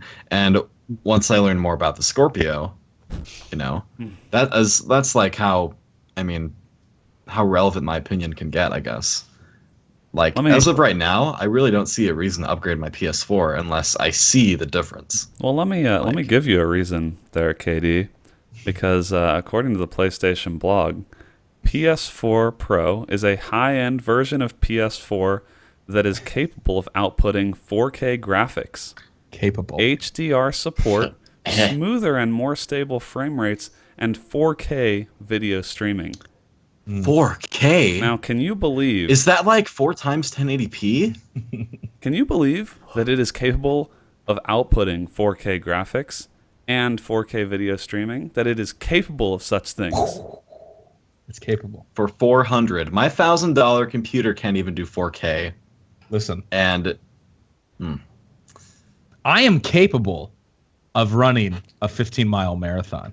I am capable. In theory... Even though I am overweight, if I really tried, I could do it. Well, would I do it well? Your body, the frame you're in, is capable of it. It's capable. Like there's a timeline. It's capable. There's a timeline. There's no timeline. Like I could finish this thing. Exactly. This is where I'm going at. So like, I could. I mean, if it's within 2 weeks, can I walk a lot of it? I mean, there's a lot of ways that you could use the word capable, Brandon. Which I think you're getting. Your hardware, your physical hardware is capable of it. Yes. No. Oh my God. Now, capable doesn't have anything to do with how efficient, how fast I do it. Well, it's funny. It's actually hilarious to me that that's actually the first line of their FAQ, and they in the same sentence say capable of outputting 4K graphics, and then say smoother and more stable frame rates. Now, there's a reason there's a comma between those two clauses there, because it is 100% not going to be smoother and more stable frame rates at 4K graphics. No one like. I'm sorry to rant on something on the side, but like both of these systems, the most frustrating thing to me is that they're both taking the 4K marketing angle, which is just so frustrating because neither of these consoles is going to be remotely playable at 4K resolution. Period. Like full stop. Period. It's not going to happen. And so like using little language like capable of outputting 4K graphics, like the connector, the HDMI cable that you plug into your TV, like it'll be possible that the image will be at 4K resolution. But Right. no one's going to want to play at that resolution because the performance is still going to be trash. Yeah, exactly. It's just, I find it so hard to believe that, like, this new hardware, there are games today that struggle to play 1080p games at 30 FPS, and you're telling me it can do 4 times that at a stable frame rate with $100 worth of improved hardware. 100% no. That's it won't. fucking crazy. It's not to going to me. be a stable frame rate. That's the thing. Like that's the gimmick, and that's why it's. I mean, I'm not surprised at all to hear that PCs were part of the motivation to create this system because I think the dip in the mid console life cycle that he's talking about is a real thing because I think people get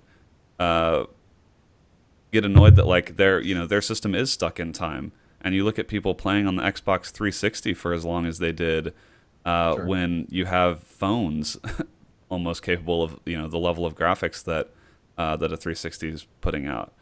So I Yeah. think they want to get ahead of some of that because I think otherwise PCs will slowly eat into their console sales.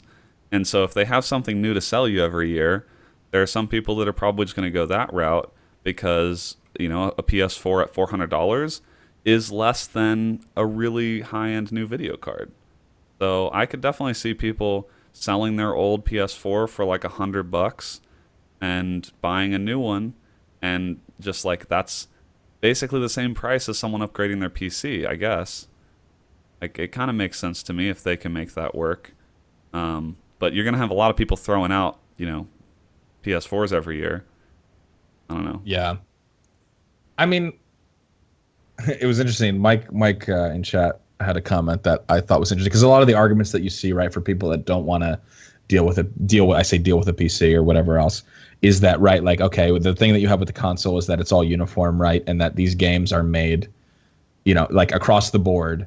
You put a game in, it's just going to work. And the funny thing is, that maybe used to be the case, but how many times? Like every time I fucking start my PS4 up, there's a fucking update and I don't play it that often, but I swear, like every month at least, there's an update.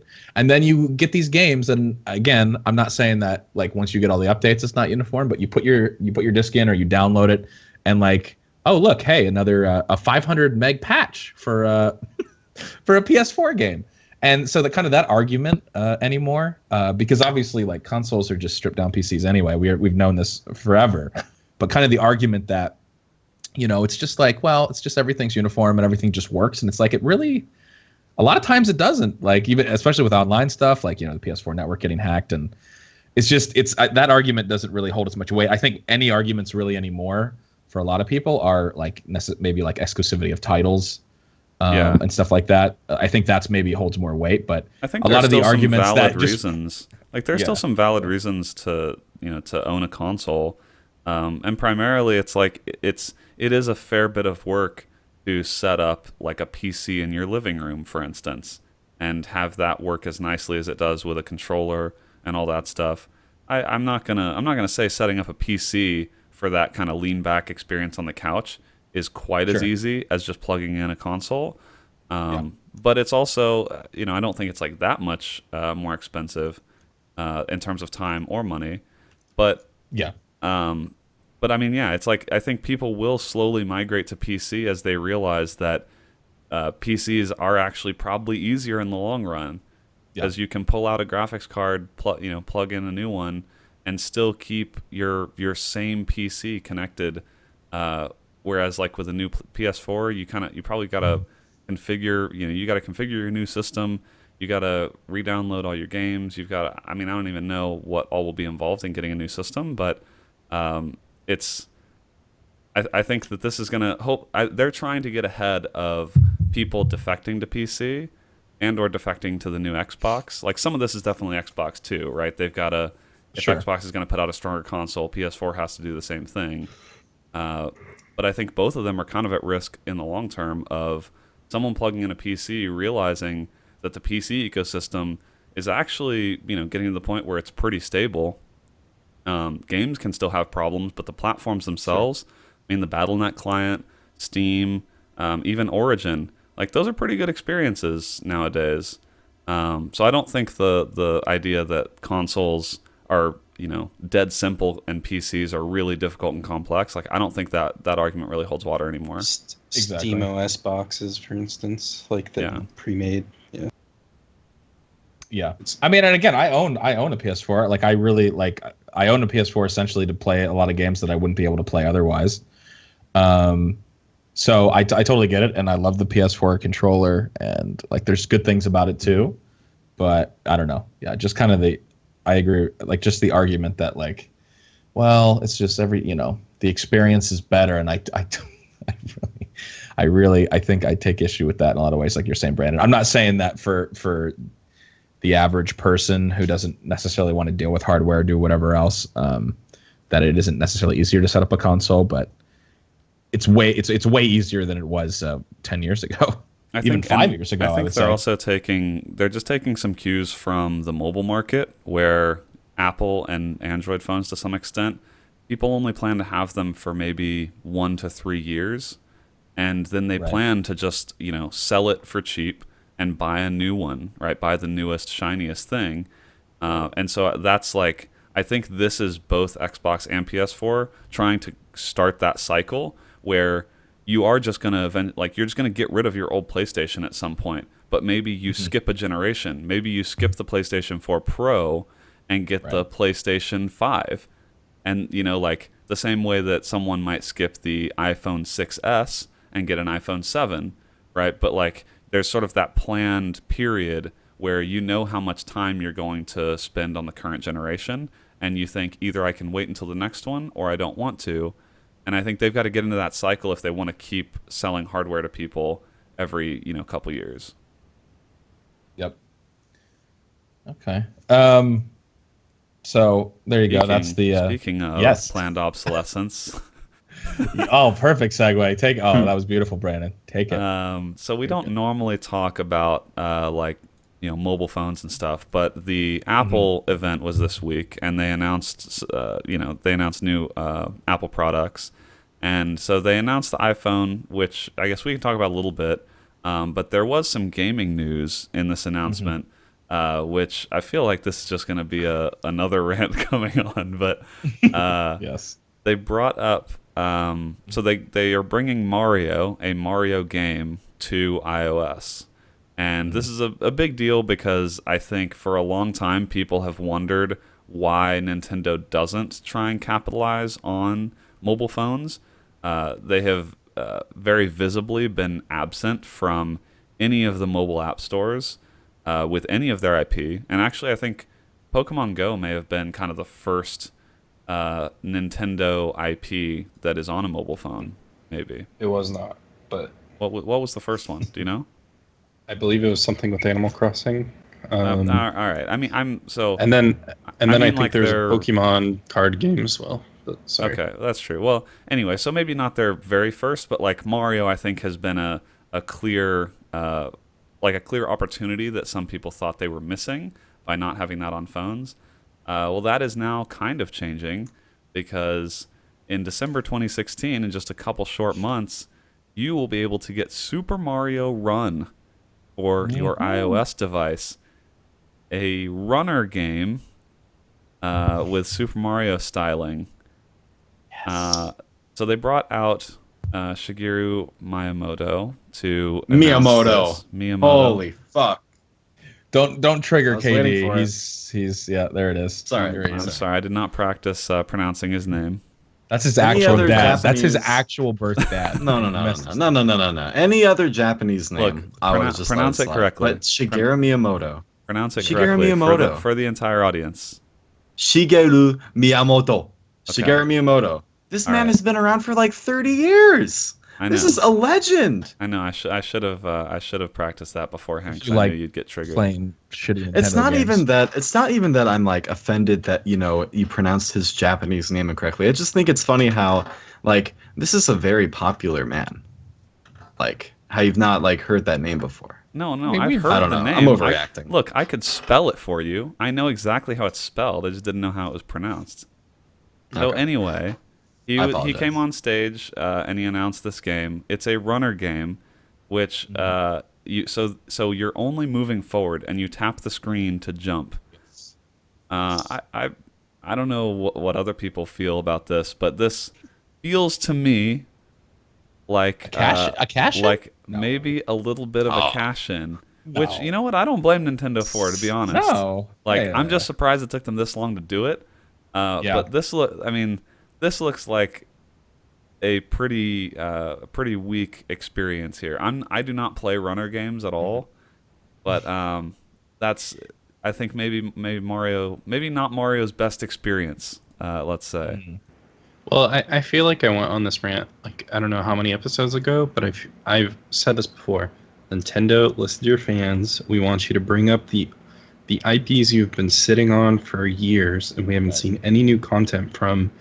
And what do? They rehash fucking Super Mario again for the phone. Like, thank you. Like, this is great. I mean, to be honest, it does look like a pretty polished runner game. The screenshots look pretty good. I mean, let's talk about how long they've had to polish this. Yes, Trigger Brad. Yes, Trigger. Oh man. I mean, not unexpected, but I don't really know what to say. It really, it just is that like come on, it's Katie. As a Nintendo fan, as a true Nintendo fan, how does I it make you mean, feel? I'm not gonna play it, but I think it's what really speaks for it is that it's Mario on the phone. Nintendo's stock already jumped by 7% than like when they announced this game coming out, and people are gonna buy the shit out of it. It doesn't like that's really what they're like. Just having Mario on the phone is a big deal. Like, Yeah, I'm sure They're a lot not of people trying to will reinvent play the- this. yeah, it's not gonna be Pokemon Go. It's not gonna change society, but it's just continuing to put like more of their franchises on the mobile market with Animal Crossing and Fire Emblem also coming soon. So I mean, a lot of people commenting that the biggest news is that, again, that they're basically the fact that they're releasing like an IP other than for a Nintendo product. Like, seems to be the yeah, the big I think story. conceptually that is a big move, that they seem to be more open to licensing, across mobile platforms, which is probably smart. I mean, to Nintendo's credit, they're somehow like more relevant now than they ever have been between being part of the Apple announcement and Pokemon Go, and they're even when their console is kind of in a downturn at the moment, they're still in the news all the time. So credit to them, I guess. They seem to know what they're doing. So do we want to talk at all about iPhone stuff at all? Because this is everyone's been talking about the headphone jack stuff, which it doesn't really pertain to gaming, but we all own phones, so I don't know if you guys have any opinions on that. I'm actually in the market for a new phone, and so I'm kind of annoyed with this whole thing, because I want to get the new iPhone, because that's what I've had iPhones for a long time now. But I actually have to really think, do I want to lose the headphone jack? Because I literally use headphones in my phone every single day. Well, I think the one benefit that people aren't talking about right now is being that power is delivered through the lightning cable. I believe it can power like in your headphones, like digital to analog converters and amps. So you're going to be able to get possibly, if I understand this correctly, better sound, louder sound, than what you could get through, conventional, just analog plug-in without any DAC or amp, external DAC or amp, because previously you would have to carry around this like clunky thing, or people have them with their desktops or something like that. So I think it's good in that sense.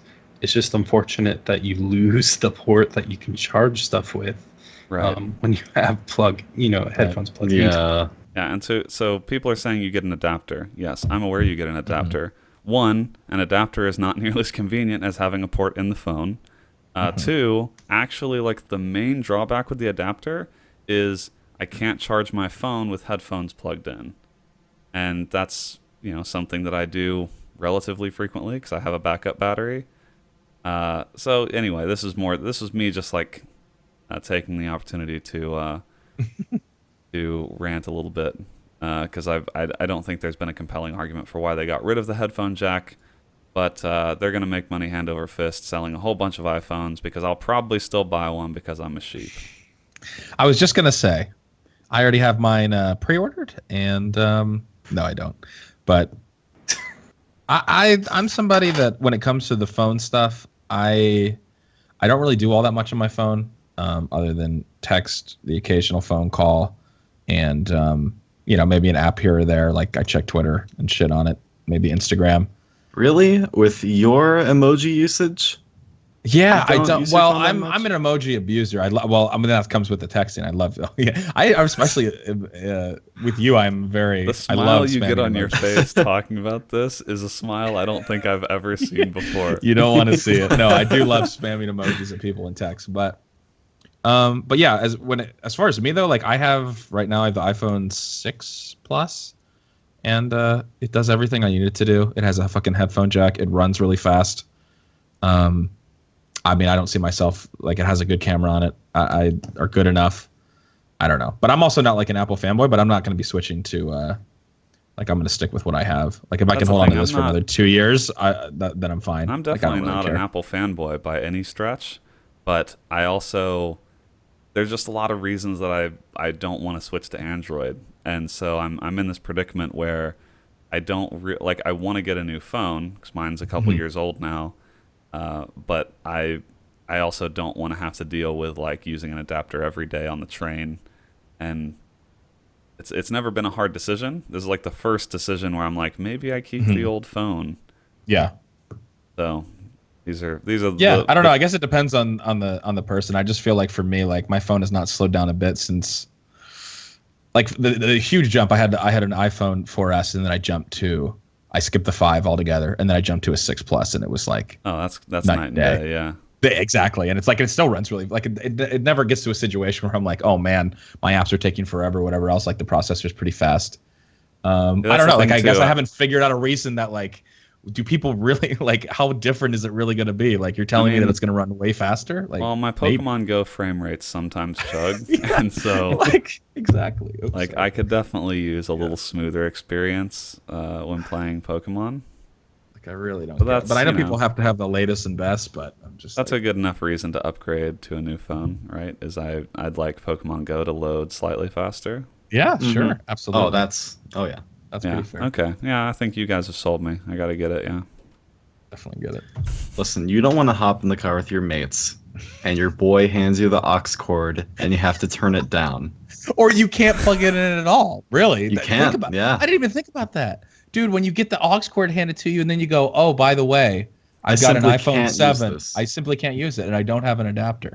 Do you have a I mean- Bluetooth? Well, no. car? I'm gonna have to have the adapter on me basically at all times. Yeah, you're gonna have to. Yeah. I didn't even think about that though, but that's a great point. Yeah. No, The fucking aux cord fire, dude. How you gonna play your trap bangers Yeah. for your friends? You're not gonna connect to Bluetooth in somebody else's fucking car.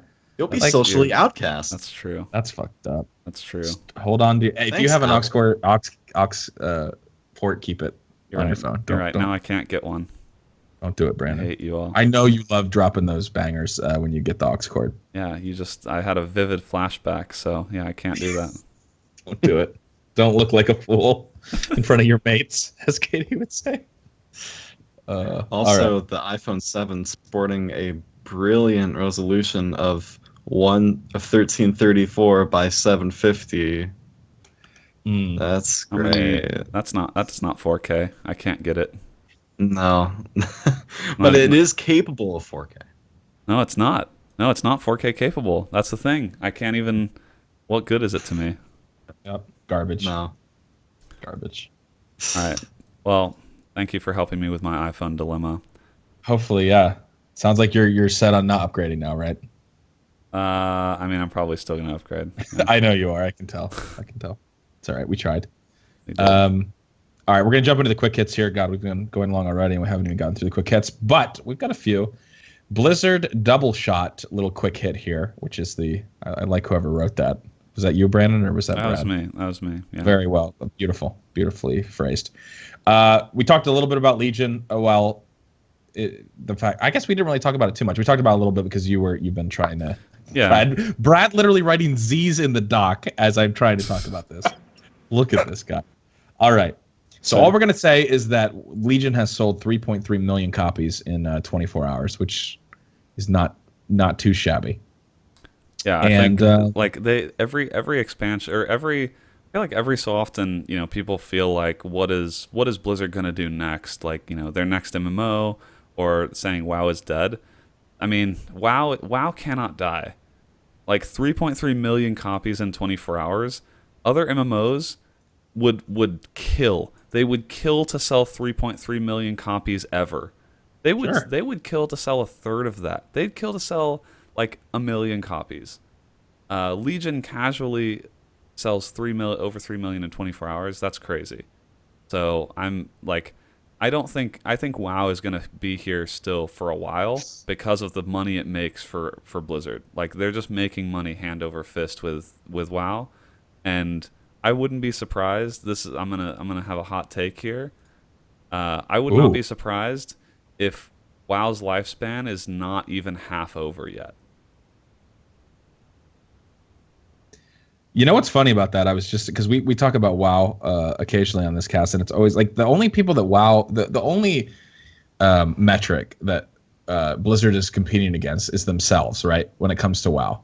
Yeah. And it's funny because like even when like we talked about subscriber numbers dipping and whatever else, and then even then with 3.3 million copies, this doesn't break a record apparently, but it ties it or whatever else. But again, all these records have already been, like you're saying, they're making so much money with this. It's easy to lose sight to be like, yeah, well, it's not maybe as hot or on the rise as what it used to be when it was still coming up, and it was still kind of a newer thing.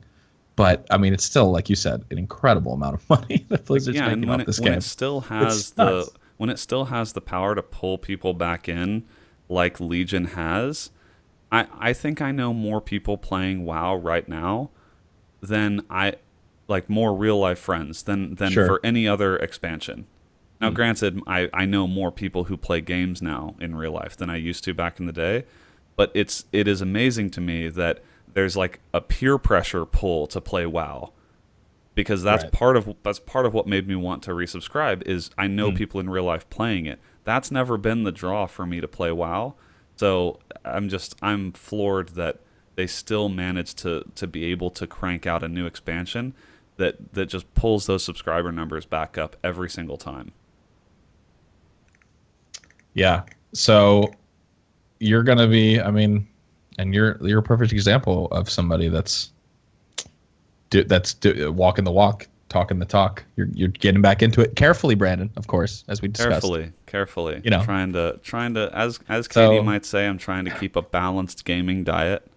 Very nice. And I don't want to get right. too full on World of Warcraft. But yeah, like I said, I would not be surprised if WoW has been out for almost 12 years at this point. Like, check back in 12 years, and we'll see if WoW is still around. Like, I bet it will be. Okay. I think that's a pretty safe bet too. I don't think that's too crazy. All right. Are we? Let's see. No, you can't take off the double in the double shot. You already said it was a double shot. We have another quick hit. You're right. I already. Somewhat crossing out news when we've already set up the double shot.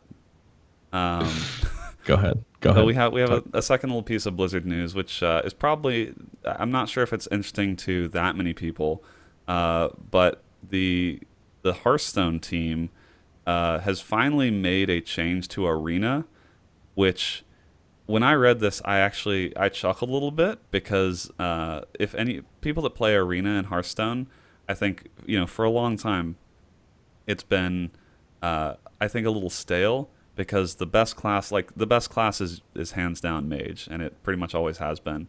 And there are other top tier classes, and there are classes that are just really bad in Arena. And so the Hearthstone team has finally taken a swing at balancing Arena a little bit. And do you know what they've done? Do you know what they've done, Scott? Do you want to take a guess? I want to take a guess. I think they looked into their crystal ball and all of the user feedback, and Brandon, they did something that nobody thought possible. They removed all the cards that suck. Oh. So you're telling me instead of like trying to re-engineer the gameplay or like rethink it at a basic level, that they would just say, "Oh, these cards are bad. Let's remove them." I think they just were like, "Hey, let's just get rid of the bad cards and everything will be okay." Okay. Hey, maybe I can play now. Well, that's an uncanny guess because you're exactly right. I knew it. I had a feeling. They removed about 45 cards. So they detailed the ones for each class that they removed.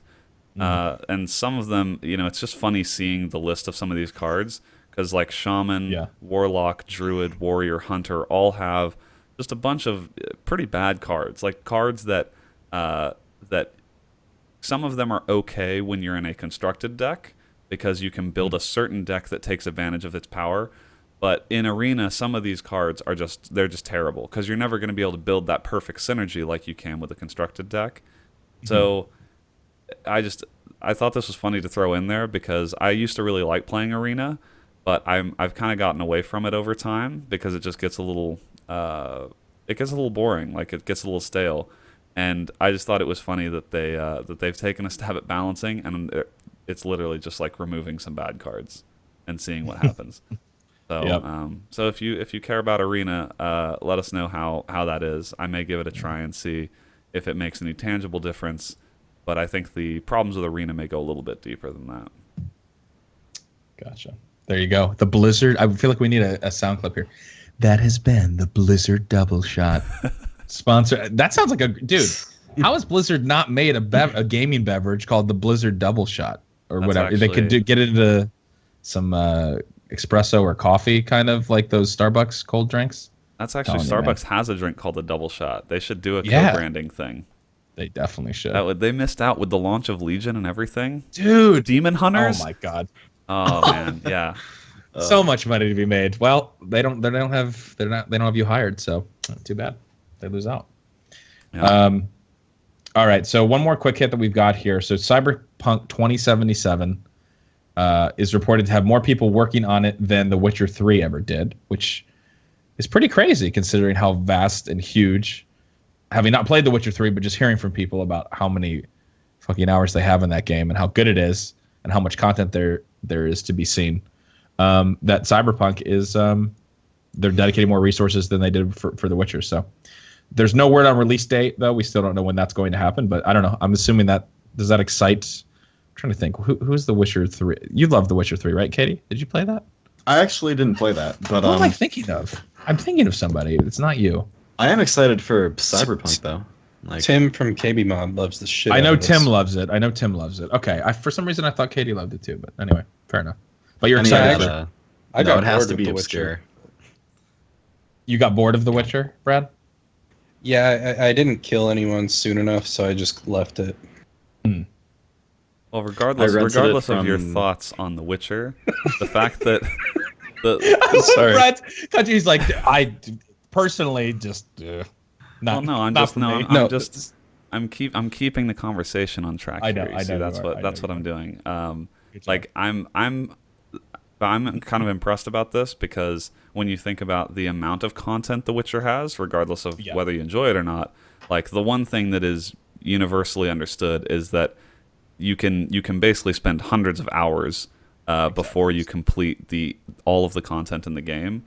If Cyberpunk has more resources going to it than The Witcher did when it was in full swing being developed, that I don't even know, like, what does that even mean?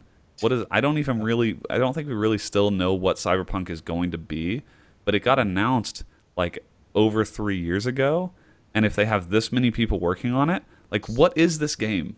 What is the scope of this game? Because it's clearly massive. Yeah. Exactly. definitely. I don't know. Just a story like this just builds more hype of like what, how big is it going to end up being? It's going to be everything that No Man's Sky was supposed to be. Sorry. Well, like, here's but they're not actually really hyping it up. They're not making any promises, really. No, the other thing is their Twitter account hasn't tweeted since late 2013, and their probably just Facebook the trailer page, or something. Their Facebook page, the last thing they did in mid 2014, they updated their cover photo. Yep. Wow. Dude, I mean, you know what they could do? Because I bet you Sean Murray's looking for a job right now. They should hire the #1 hype man of all time, because this game's already hyped because of how they've handled it. But they should just hand it over to him and let him just let him go off. Literally be like, say anything you want. Literally say this game will suck you off, Sean. And come. Actually, it probably won't work this time because I think people are aware. But you're right. You're right. It's super hype because they make great products that people are already excited about. So I kind of like this version of hype where they just don't say anything. They just sort of casually say that, oh yeah, we got like hundreds of people working on it, but they don't actually post anything on social media. They're not doing any teasers really. Like there's something really appealing about that, about just the mystery of it. Yeah, it's when I think about it, like the marketing, I don't know if I can't decide if it's odd or not, because like they dropped the trailer. I think even before Witcher 3 came out, like that C3 trailer for it, and then they said release date when it's ready. Yeah. And then like that was it for the longest time. The only thing we know is like the girl with the cyber wings thing. That's like literally the only screenshot that we've seen of this game. That was enough to pique my interest. Yeah, no, it's good. That's a good teaser, but we've had nothing more. And it's brilliant it's brilliant though. So you said you can't tell if it's good or what their strategy is or if it's weird. It's brilliant in a world of just fucking oversharing. It's refreshing. Yeah, they're literally just like, we are digging our heads down and we're making a fucking good game, and we're not even because they already have the goodwill of the community anyway, and people are just like it's so refreshing to not hear a fucking update every week, or like they're just working on it.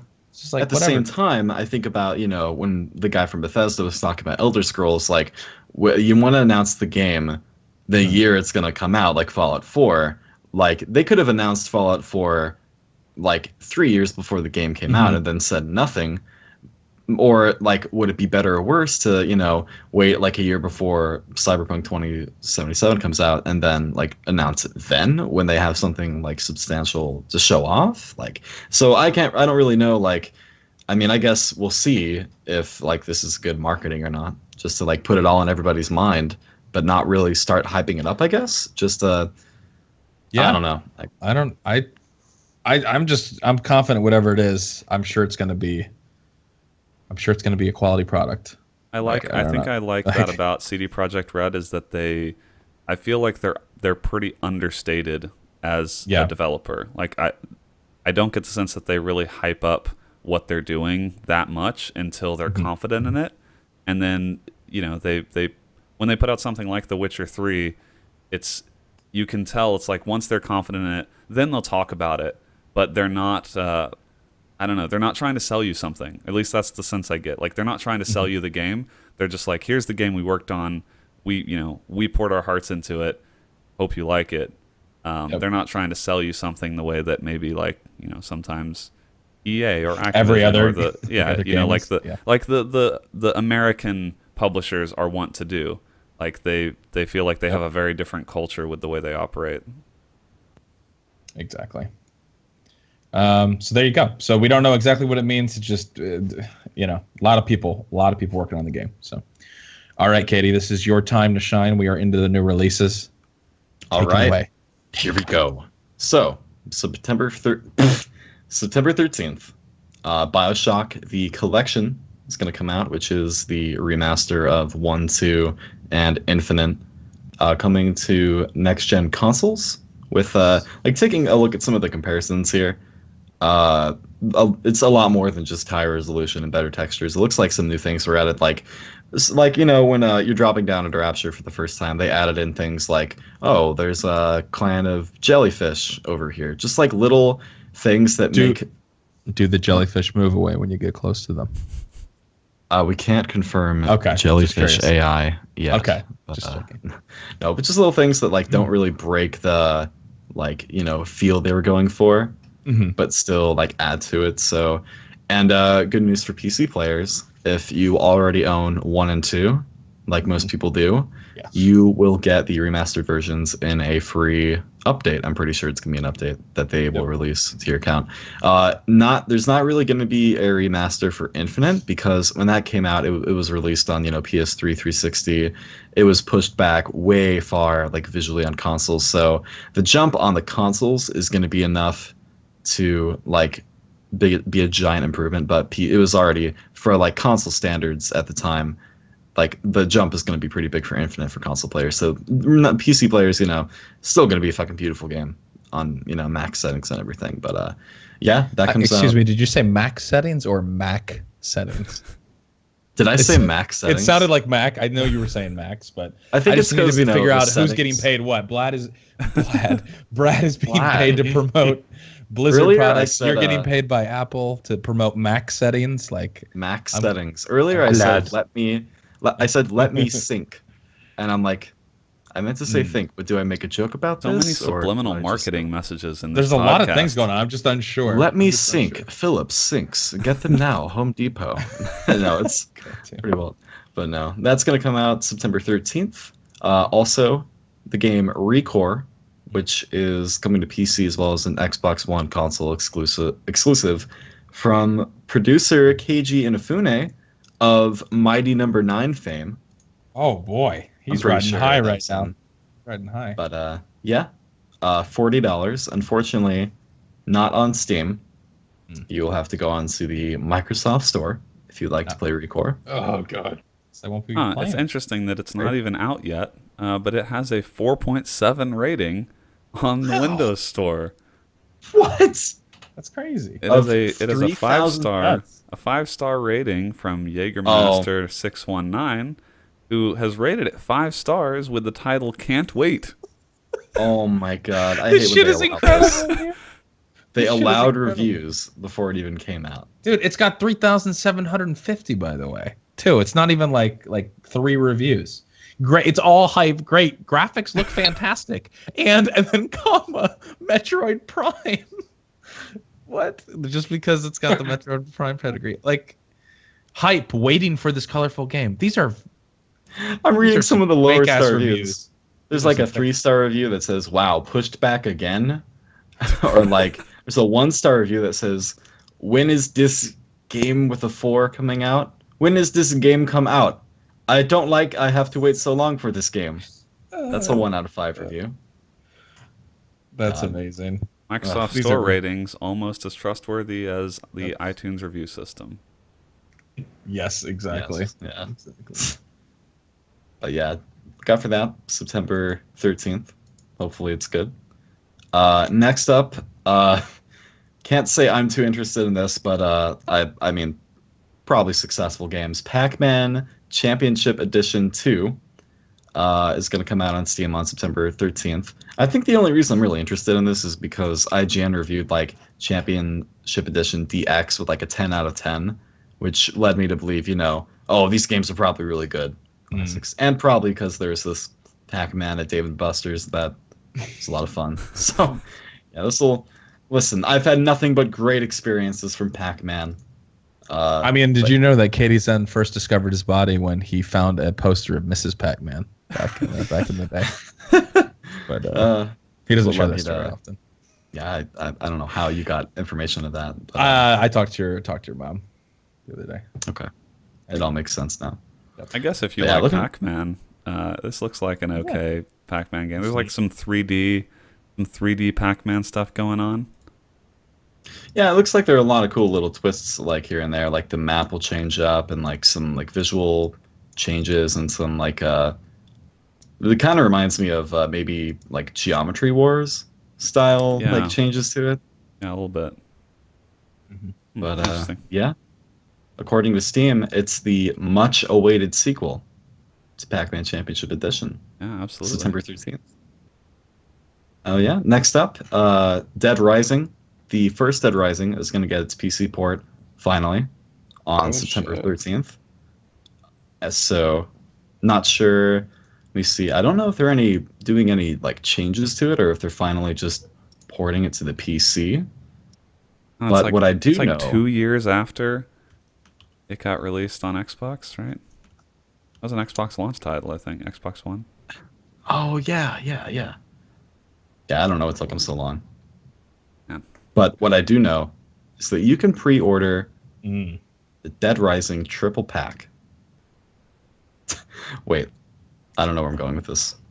Dead Rising, $20. September Wow, 13th. you really aborted that one. Hey, you know what? I have to say, there's something for aborting a joke before when you know it's not going to to Yeah, you that know takes it's dead. courage.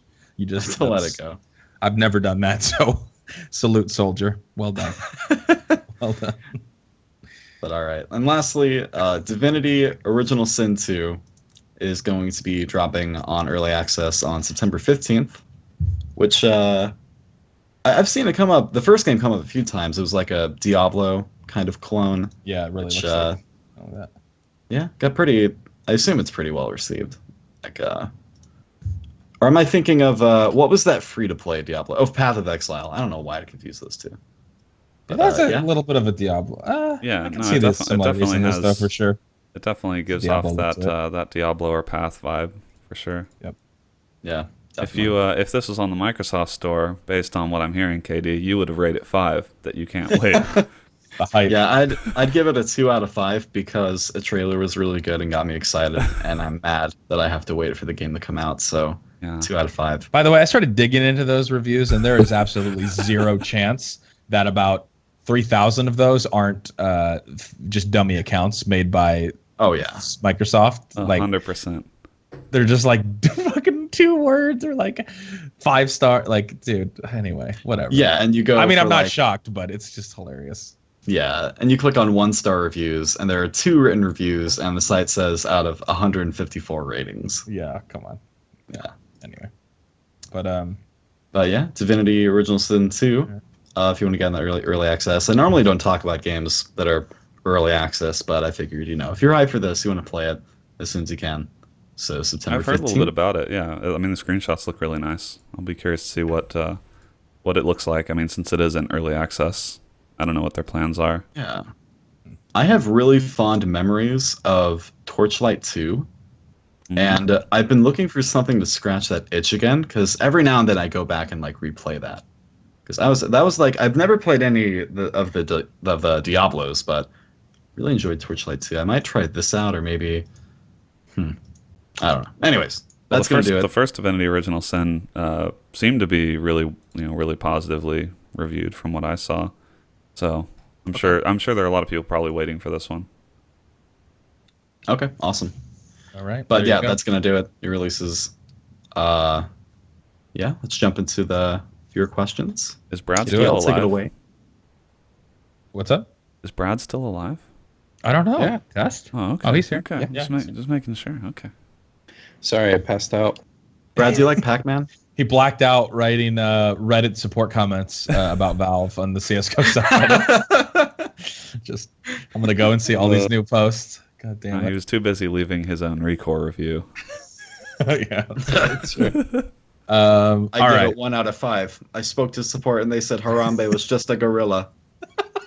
Terrible game. I actually want to go and leave that exact review right now.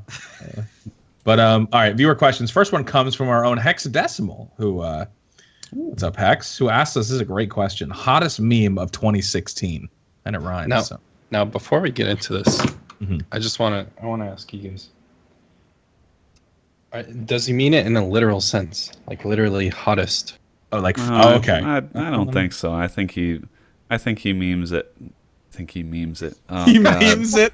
Brandon is becoming one with the meme. Oh my god. It's amazing. Ignore me. All right. He memes it. Yeah, I'm just going to go. Oh, man, it's tough because there's been some great ones this year, to be honest.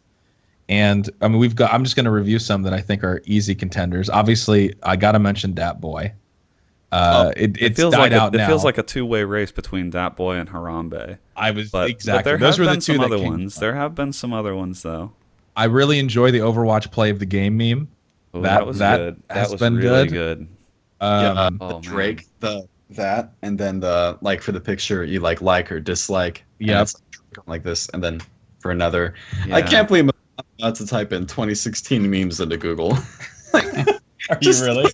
These. Oh God, you're doing When I it. think about it, nothing I can did really too, because beat we have to make sure that we're like the thing with memes is sometimes you forget when they started, and so Yeah, you wouldn't yeah. want to accidentally refer to a 2015 meme if we're talking no. solely about 2016 memes. Yeah. I think Harambe, just because of how long it's persisted and how much I agree. because it's not just, oh, dat boy, look at that frog on the unicycle, or oh, look at the Arthur fist. No, Oh, this Arthur is Fist is good too. Yeah, I Arthur Fist is good. Oh man, but I like Harambe, I like SpongeGar. I don't.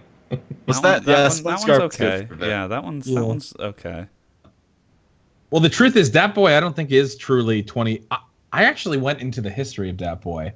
It was popularized in 2016, but it's actually a really old. All right, hold on. Okay. Anyway. no, we're not gonna We'll start.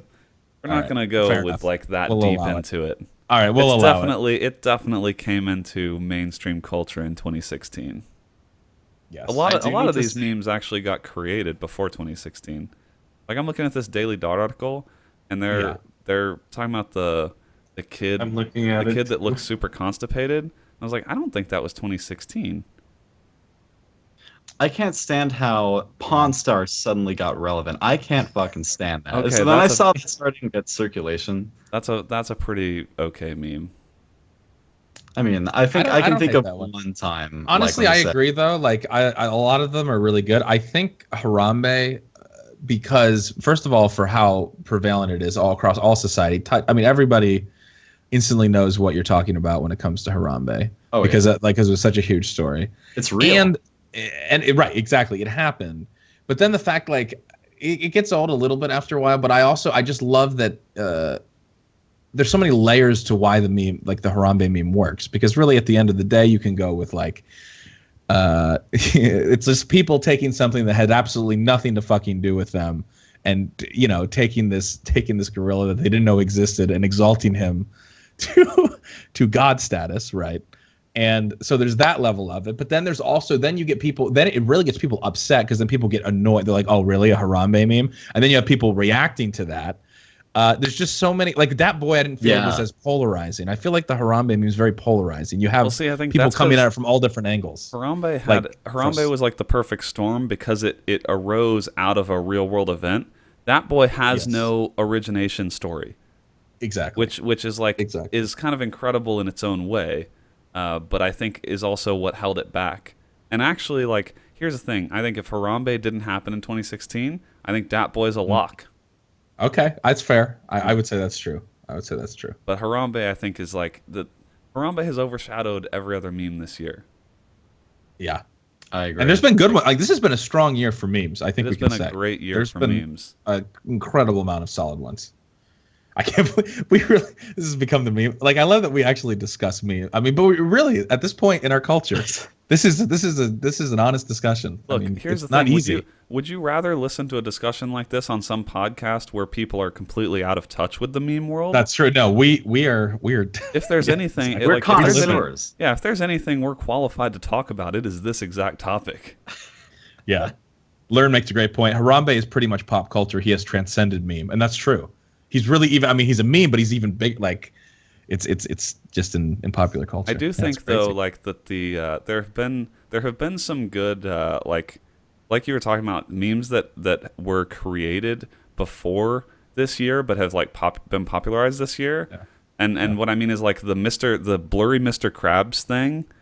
Oh, that's a good one. The SpongeGar, like Arthur Fist, stuff that's just using stuff that has been out there in the world for a long time, but just never in that context, and then it becomes a meme because someone uses it in a certain way.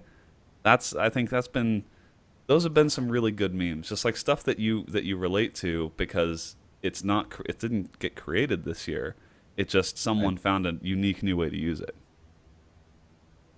Yeah, no, that's a good point. So are we in agreement though? Okay, let's go down. So I agree. I think Dat Boy is a lock if Harambe doesn't happen this year, but Harambe happened and you can't. It's just too Oh, it's for too sure. big to ignore. What do you think, Brad? I would agree. Okay. So we're all okay. So there it is. My dick is out. There you go.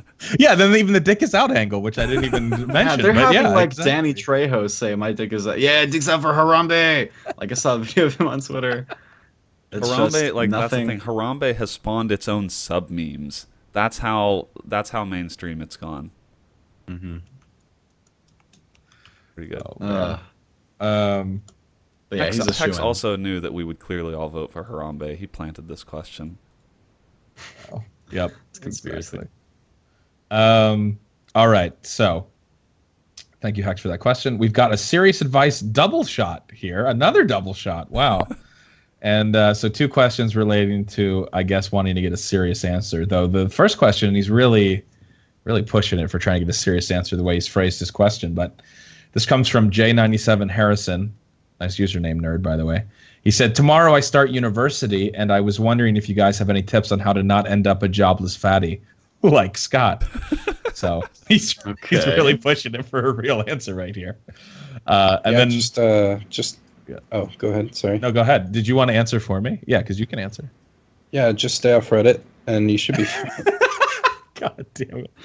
Reddit, yeah, Reddit is a cancer. I mean, that is a really good doesn't tip. help. That's a good starting tip. It's not bad. It's not bad.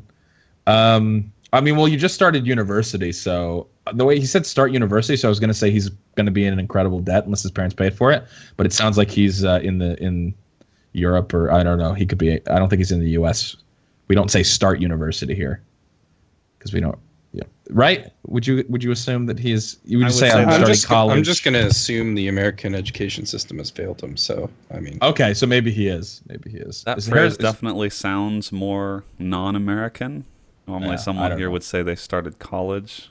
So we can let's assume that society's paying for his degree. Yeah. Okay. I think the tip I have is don't take for granted going to school. Like, actually go to class, and you should have fun and all of that, but actually pay attention and focus on the thing that you want to do after college. I think the mistake some people make is they either skip class a lot or they get a degree that's in something that they don't really care about. And like that's not a good way to set you up for success unless that's something you're really interested in. So don't actually focus that first year or whatever on deciding, what specialty you want to go in, because that's gonna play a role in the course of the rest of your life, whether you like it or not. Yeah, another thing too, I would say never underestimate what college can throw at you, because there have been times where myself and other people the people I work with too, they'll talk oh, I'm not going to go to class today. Oh, I know all we're doing today is just studying, and I can afford to miss the day where all we're doing is studying.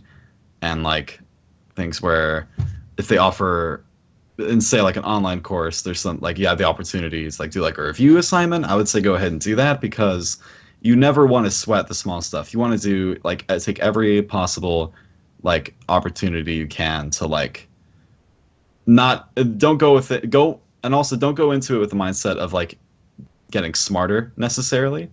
Just understand what the course, what you need to know to be able to pass tests and get things done.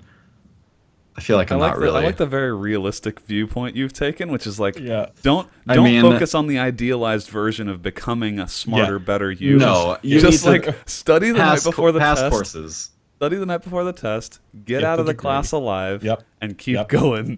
Yeah, understand that a lot of it is systematic, and you try to read and things and say, I know it's gonna ask me this question, so, or see the repetition in things, or what's a common thing that they expect you to know. I don't know. I probably sound like I'm high as shit. I think there are also some good suggestions from chat. Be aware of what jobs would value your degree. That's sort of similar to what I was trying to get across. Is you want to make sure you pick a specialty that is something that you're what jobs you might want to get based on that degree, because your degree can often dictate the first job that you get, and that in turn is going to dictate the rest of your career in some sense. Like even me right now, I don't. I mean, I work at a company, and I didn't get my job specifically because of my degree, but my degree is the reason I'm doing the work I am now. And so, like, it'll open a lot of doors. You want to make sure that those doors are doors you're going to want to walk through, because if you, I don't know, if you really want to be a, I don't even know a good example. I was going to say, like, if you get a liberal arts degree or something, right, and you don't want to be a teacher, or if you don't want to, if you get a history degree and you don't want to like teach history or really focus on history or work at a museum or I don't know, something related to that, then like don't get a history degree. That would be silly. I have so many friends that got teaching degrees and none of them teach. They literally fucking hate kids. They're like, I can't believe I fucking did this, and they work in a again, they made it work out and stuff, but they don't. I was gonna say, so that's Scott, good advice. Scott, like, I think he insults you in this question, but I feel like you might have some of the best advice. Yeah, I mean, I've been lucky in a certain extent. I never did anything. I've worked jobs that I didn't want to work, but I've always only been interested in pursuing shit that interests me, and I've just done whatever I can to make that work. So for a while, it was after I got out of, I was gonna go get a business degree. I got my associates, and then I was like, fuck this, man, that's just not for me. So then I went, and then I wanted to get into IT, and then I worked for a software company for a while, doing like executive support for all these big wigs, and then I was like, oh shit, I like making videos, and then I went to Machinima and then was there and then got fired. But then I was like, hey, Twitch is still fun, so then I did that. So anyway, it's like it's and now in 2016 stupid. You're a content super creator, and I'm a content super creator now. But so it's not as easy as, like, it really depends on who you are. Like, I think it's naive to just be like, yeah, just follow your passions and you'll succeed. It could turn out you're fucking, like, if you want to be an entertainer and you're boring as fuck, like, you can't, like, some people just can't do certain things. Like, I will never be a mathematician. I'm terrible at math, and I could never, like, so I think you also have to know your limitations to a certain extent. It's not like the idea of like you shouldn't strive to do something, but you have to be realistic. And I feel like in certain areas, people are really blind and they just think like, well, because I want to do it, that means I should do it. But also like you're going to fail and certain things won't work out and you'll have to like think on your feet. I think if you're really honest, not necessarily the same with career, but just how life goes once you get into college and move on. So don't be afraid to, like, if something doesn't work, you can change it up. It's not the end of the world. So yeah, I don't know. Like, I think all their advice is good too, but I think it really depends. I think the path you take depends on also the person that you are. There's some people like I'm somebody that's just like, I can't do anything. I literally can't do anything that I'm not interested in. Like, I would rather live in a fucking box than do a job that I hate. And some people are different. Some people look at a job as like, hey, this is just my ends to meet to make money, and then I can do what I want, and that's totally fine. I think it's different strokes for different folks. Like, I really respect people that like go to school for fucking 10 years and have that laser focus, and then are like, this isn't necessarily, I don't want to be in school for 10 years, but I know what I want to do. They have that long end goal. So if you decided you really wanted to be a doctor, Scott, you would not be able to do it. Like, I don't think you'd be able to do like that long schooling.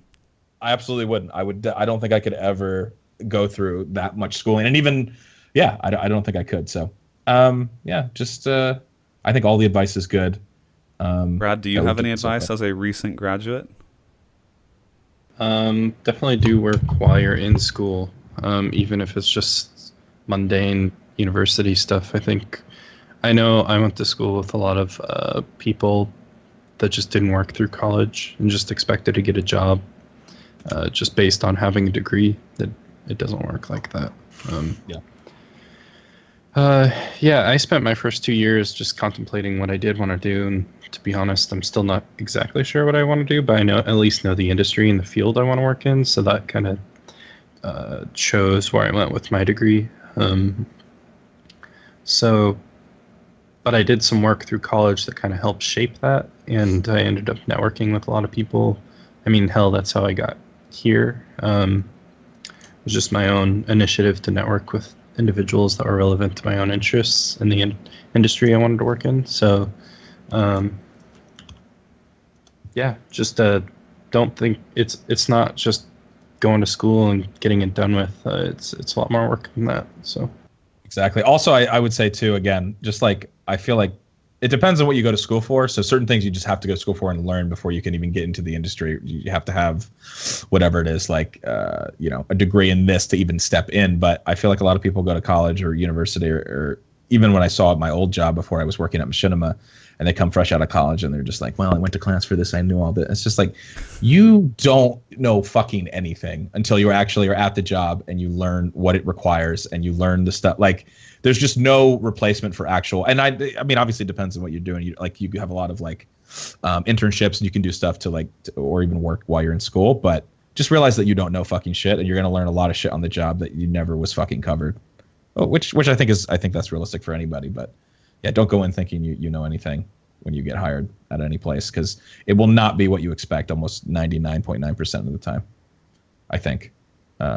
So anyway, but this is a double shot. So we have another one from Connor, who so also relevant. He says, I start my first real-time job this week. It's in cybersecurity. Holy shit. Congrats, buddy. Do you have any words of wisdom for the working life? So I guess he's just asking more in general. So once you get that job, yes, once that you wanted, do we have any words of wisdom? I mean, it all fucking blows, dude. I mean, like, welcome to the real world. Like, I mean, the best years of your life are over. Yeah, honestly, like, you're out there now, dude. Like, I'm not saying that the best years of your life are over, but no. I mean, welcome it's to exciting. the grind. Yeah, welcome to the grind. It's you got to do what you got to do. I don't know. Cybersecurity, that's pretty cool, man. I watch Mr. Robot, so I'm pretty up on cybersecurity. So I would just say make sure that you don't take any fucking music CDs from people on the street. All right? Definitely not. And don't put them into your work computer, because it's probably a Trojan. Don't stick in that guy's USB thumb drive in your computer. Yeah, exactly. Or USB. No, I don't think he's asking for actual cybersecurity, but just the working life. The guy that got the job in cybersecurity needs our cybersecurity advice. Yeah, don't try to take down Evil Corp. It's not going to work out. Or if it does work out, it's not going to be pretty. I don't know. That's really broad. It's a really broad question. I guess first job. I'm trying to think. Like, first job out of. I think that's exciting. Exciting. One of the things that I think is important for people, especially as you come out of school, is getting your first job, like your first full-time job. Every week you're on the same schedule and same routine that you have to. I think you have to kind of vary things up, because at least for me, when I was in college, you're kind of, things are changing at the very least every semester, right? You have new classes, like you're meeting new people. The times of your classes are different. Like your life is changing at certain intervals. Once you get a full-time job, your life will not really change unless you bring change into it. Like, it's the same every single week. And you're going to, like, for most people, you're going to go in the same time every day, and you're going to leave, more or less the same time every day. And you're going to go home, and, like, you're going to do the same thing every night. That might be, like, play games. It might be watch Netflix. It's going to be something. But your life can get very dull if you let it, and you can start to burn out. The key, I'm not going to say I have that figured out, but I think the key is find hobbies that you care about, that you can get excited about on the weekends and stuff. Like, take vacation. If whatever vacation you're given, like, make sure you actually take a real vacation, or as real as you can. Because over time, you might think right now, as you're starting out, like, I'm not going to burn out, right? I love this kind of work. I love this stuff. I'm glad I got this job. At some point, your routine will become dull enough that you will need to spice it up a little bit. So that's like the main thing, I think, coming out of school, that you can't really prepare for. You just have to, take someone's word for it, that make sure you have other hobbies. Like, don't let your work entirely consume your life, because it can just get really dull and repetitive over time. And that job that you loved right at the very beginning can start to feel like a slog, and you don't want that. Yep. Mm-hmm. Absolutely. I totally agree with that. That's really good. You realize how hard it is, like, to meet people, like you're saying, Brandon, if you don't go out of your way to do that, especially because, like, when you have the vehicle of college and school, you don't realize that, like, all of the things and all the connections that you've made, new people get thrown in your face constantly, like when you're in school. when you're working, different you see when the you're same actually people in the every work. single day. Yeah. Exactly. Yeah, So that's like- really good advice. Yeah. Go ahead, Katie. Yeah, going like day by day like that, just try to have fun like every day. Like this is more like a personal thing, but if you go into work just thinking with the mindset of God, I can't wait to get home. I can't wait to get this over with. Only a few more hours. Only this much longer until we close. I like make jokes all the time about little things because I'm lucky enough to be with like a group of coworkers that are really cool, and just to like have fun with it and not try to just but still do it right. Like don't slack, but still, like I guess that more comes down to what kind of work environment you're in. But also, don't overestimate your ability to wake up in the morning. Always set 15 alarms. Fair. That helped me out a lot, especially when I showed up 40 minutes late to my opening with the store owner about becoming nice. a manager. Oh, nice. That was fun. Yeah. Still got the job though, but that was great.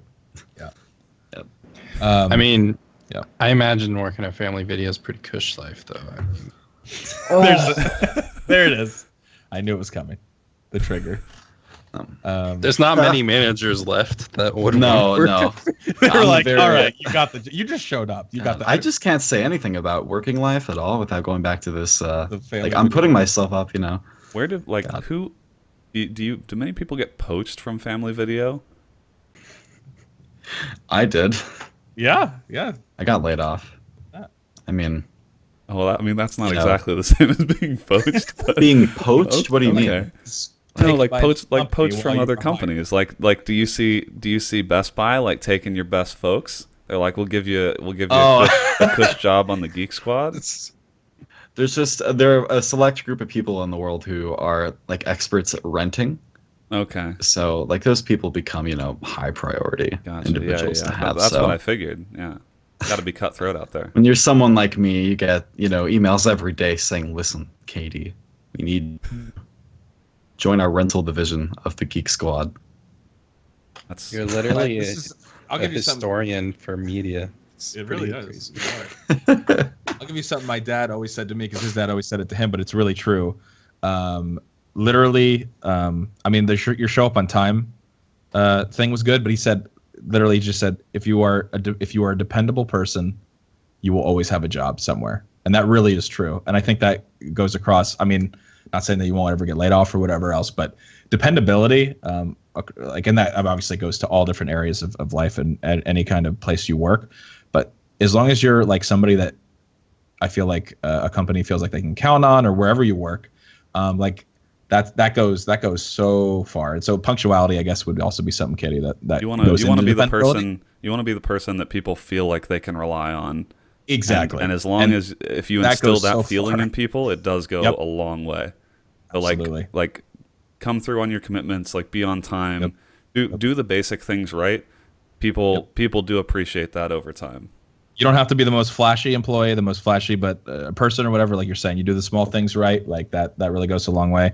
And honestly, like make friends, like we talked about, make friends with where you are, and honestly, like know how to suck that dick of the corporate ladder. And I don't mean in just a manipulation way, but honestly, like when I got my job actually out of the tech school that I went to, I started as like a level 1 phone operator, answering phones for 8-9 hours a day for the software company for just basic tech issues. And I did that for like a year and a half, 2 years, and then I moved up, and I was dependable. That people that could depend on me. I used my schmooze. I used my shameless entertainer charm that my dad has discussed many times, and that stuff goes a long way. Like when you combine that stuff, like definitely take opportunities to get to know people and fucking schmooze them and be that like.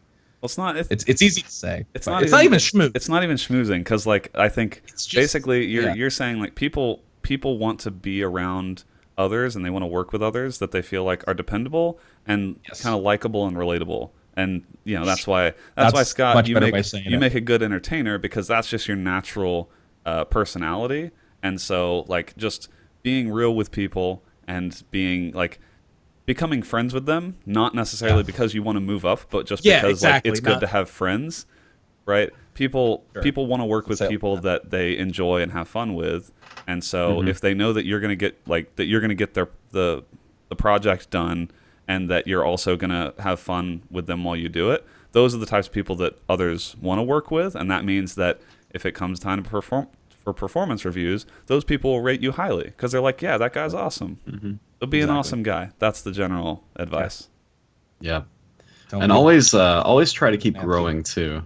Like, never try to stay at the same like position. Like, make sure like you're always. This is more speaking to not necessarily like a full-time job, but like if you're getting started like part-time, like every job counts because it's another like tick on your resume. You start, your first job, it's going to be hard to get that, but once you like keep getting like more stuff done and like having more things to add to your resume, will make you like more desirable. So learning new things, getting higher positions at jobs, and getting like more jobs will just keep growing and growing and growing, and like the experience will make you like really valuable in like the job life. I kind of went more towards getting jobs than working at jobs, but yeah. I thought we should move on in a sec, but I did think of one more thing that is actually something I try and practice myself. Is like, you say you're in cybersecurity, so I assume you're kind of working more of a white collar type job. You're going to work with people that sometimes are difficult, or you're going to think are stupid and like not dependable. The best advice I can give for that is assume good intentions. Like, even if someone screws something up royally, you can you can choose to be really upset with them and get like really annoyed about it, or you can try and think like, they probably didn't purposefully screw this up, right? They probably didn't sabotage themselves intentionally. Maybe they're stupid. Maybe they just didn't, they didn't think this through. But like, assuming good intentions with the people that you're working with goes a long way to, one, making sure that you don't, sabotage yourself because you're angry about stuff all the time. But two, it can also go back to what I was saying earlier about like things getting too much to handle. It can keep your outlook positive even in negative situations, and that can be important over the long term. Because you're gonna work with people that are challenging, let's say, and so if you assume that they're just trying to do the best job they can, and maybe they're not as good as you, or maybe they don't realize all the things you realize, things like that, trying to help those people get better and focus on your work, that I think that really helps. He's trying to say, don't be Edward Snowden. Wow. Wow. I mean, we've already got that out of the way. There's only one Edward Snowden. Yeah, absolutely. And again, Edward Snowden, there's a lot of great things. But yeah, if you really want to have a successful career, and you probably don't want to be Edward Snowden. But you'll have to choose your path at some point. Yes, sure, absolutely. The last question is way more serious, actually, than any of these. This is very serious, and I think this is going to take us even longer. God, this has been a long cast. Holy shit. All right. So we're almost done here. Karma Breaker asks us, my friends and I have been arguing recently, and we need your input. Which is the superior berry, blueberries or raspberries? My first question is, why are we only getting 2 berry choices? Yeah. Because I would pick neither strawberries. Strawberries are, to me, strawberries are god tier. Superior. Yes, but I guess they're arguing between the shitty tier of berries. These two. I mean, again, because I don't have strong feelings about either of these. Like, I don't really I'll drink raspberry flavored iced tea. I'll eat a raspberry occasionally, but I don't have raspberries regularly, or blueberries. There's a nice white tea I like to drink that has maybe a blueberry flavor, but both of these could get fucked if strawberries are around. Like blueberry pancakes. I'm surprised you've had fruit before, Scott. Okay, Brad. You ever had, like you said, in pancakes? Hell yeah. Blueberry pancakes are good. Can you even taste it with all the butter you put on it, though? I mean, okay, listen. coming. I'm actually just growing more and more frustrated at our lack of berry representation in this question, because we also are missing cranberries. Cranberries, yeah. Cranberries are a delicious seasonal treat. Yeah, I like the snozberries. Snozberries. I can't really say I've had enough of either of these berries to make a solid choice. He's only Yeah, they have don't. them if They they're don't on have fries. it at Wendy's. No, they don't make raspberry fries, so raspberry fondue. So Don't give them fucking sick ideas. Do not give Wendy's a raspberry fondue fry because they will fucking do it. They're madmen. They serve fucking fondue. Katie, I'm gonna guess. I'm gonna guess that when you roll through the drive-through, you're not a fruit cup kind of guy. no, Oh, no, I'm Fuck the give me the fruit cup. Oreo milkshake and a large fry. Can I just rant on this real quick? If you're fucking going feel to like a I'm drive-through about and it you really order bad. the fucking fruit cup, you're at a fast food place. Fuck off. Don't give me the fucking apple juice little side. I know you're trying to get your kids to eat healthy. If you're trying to get your kids to eat healthy, go somewhere else or make them food, okay? I'm taking my kids. If I take my kids and I make the decision I'm taking them to fast food, they're going to eat the burger and the fry and the fucking, and they're not getting the milk side. They're going to drink the soda, okay? Because we're there. We're not, like, what the fuck? Where am I? I'm at a Because fast food God joint. forbid trying to be incrementally healthy. No, fuck that. Yeah, fuck that. I'm so triggered. Sorry. Totally separate issue, but so if I have to pick, answer, Scott? so if I have to pick between those two, gun to my head, I guess I would probably go blueberries over raspberries. I don't necessarily like the grittiness of the like when you chew a raspberry, you get like the I guess it's the seeds or whatever. I don't even know if it's the seed. I don't fucking know. I don't fucking know how raspberries work. But when you chew them, they're a little bit raspberries- bristly. What? No, raspberries are really soft. I think maybe- you're thinking of the wrong berry here. No, Yeah, I don't think you've had. These You berries literally, before. I bet if you tried to I have had draw- raspberries. I'm sure you've I can had try- them before, but if I showed you like four pictures each of different berries, I bet you couldn't tell me which one a raspberry was. I could tell you what a raspberry is. Raspberries are red, okay? I've had a raspberry. I'm telling you. Okay. I mean, they are soft. I don't know. What am I remembering? Maybe I had a shitty raspberry. I like. I think No, not a the cranberry. only, Not a cranberry. my first thought when I think of raspberries are those little hard candies that are like shaped like raspberries, but they just like the hard candy. But I don't think I've ever. Maybe that's what Scott's thinking of. I don't think I've ever. No. I don't think I've ever had what I would describe as a gritty experience with a raspberry. Okay, fair enough. Maybe. Who knows what I was eating? To be honest, at this point, no one seems to describe the experience as gritty. So maybe I should have taken the candy for the fruit candy from the man in the park. Maybe I was. I think if I had to choose between these two, there are a couple of factors at play. One, I think blueberries can be the spectrum is wider. Like good blueberries are really good, but sometimes you can have a bad one, and so I think raspberries have less variability.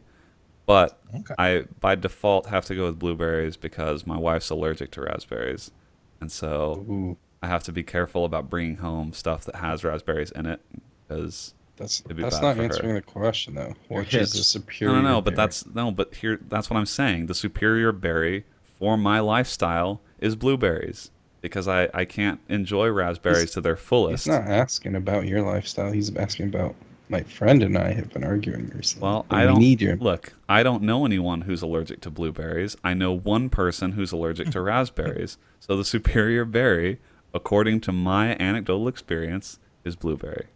Okay. Not even by Blueberry. taste, really. This could be just by physical superiority.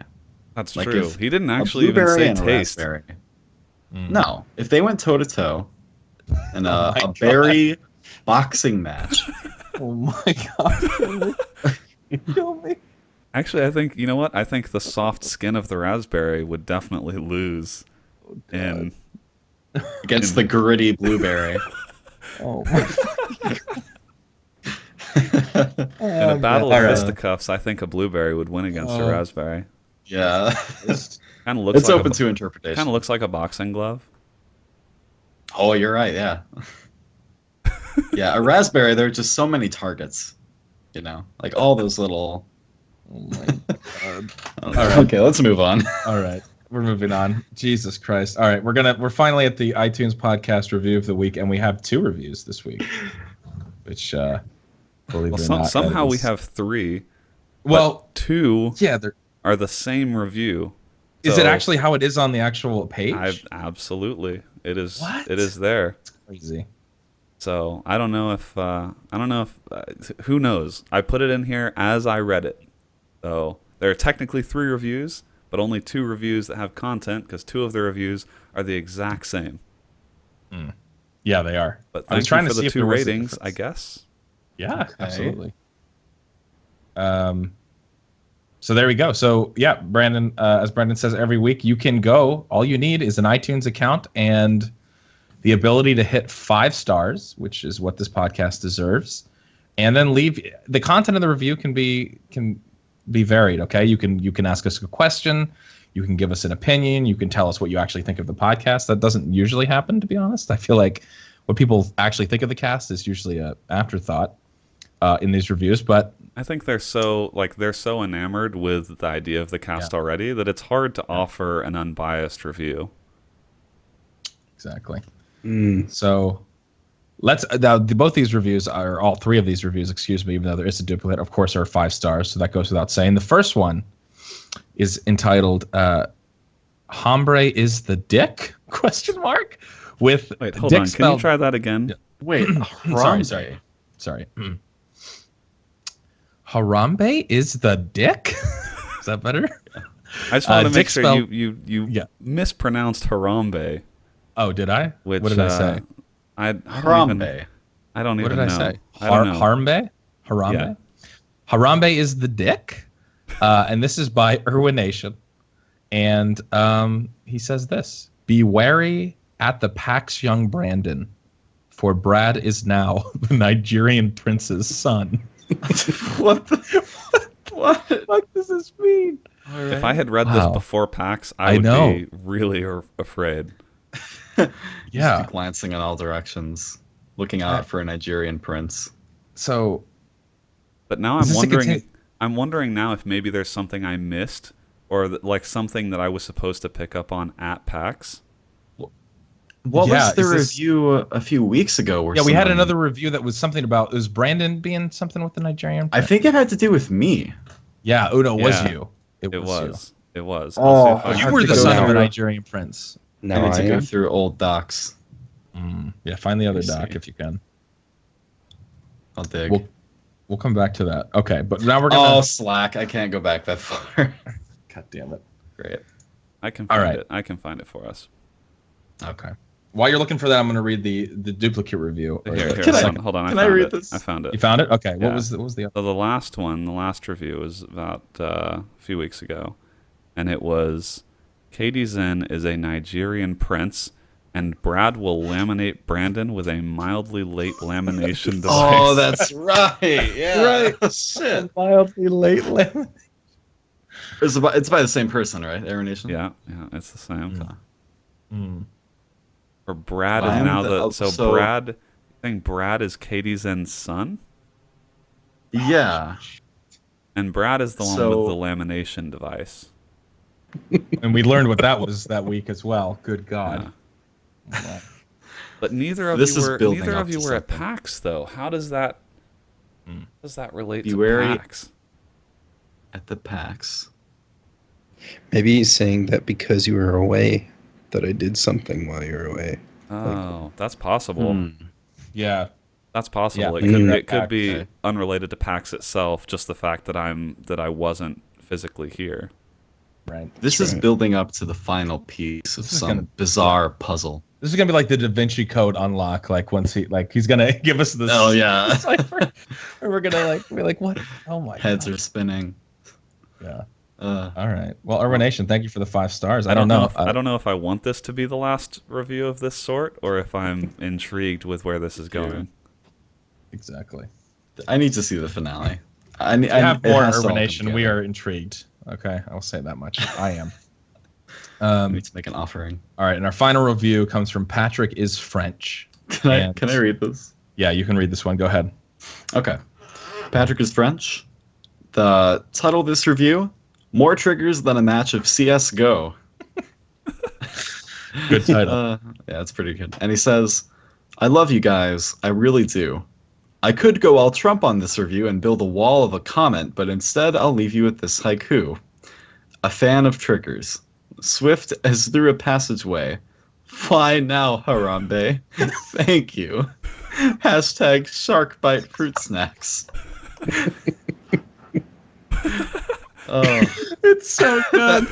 that was so beautiful good. poetry. Oh my god. Oh, I think the haiku comments are some of my favorite reviews we've ever gotten. Oh yeah, damn it. the best. Wow. Well, thank you, Patrick. A fan of Nice. triggers, Yeah. swift as through a passageway. Fly now, Harambe. Thank you. That's beautiful. It's actually beautiful.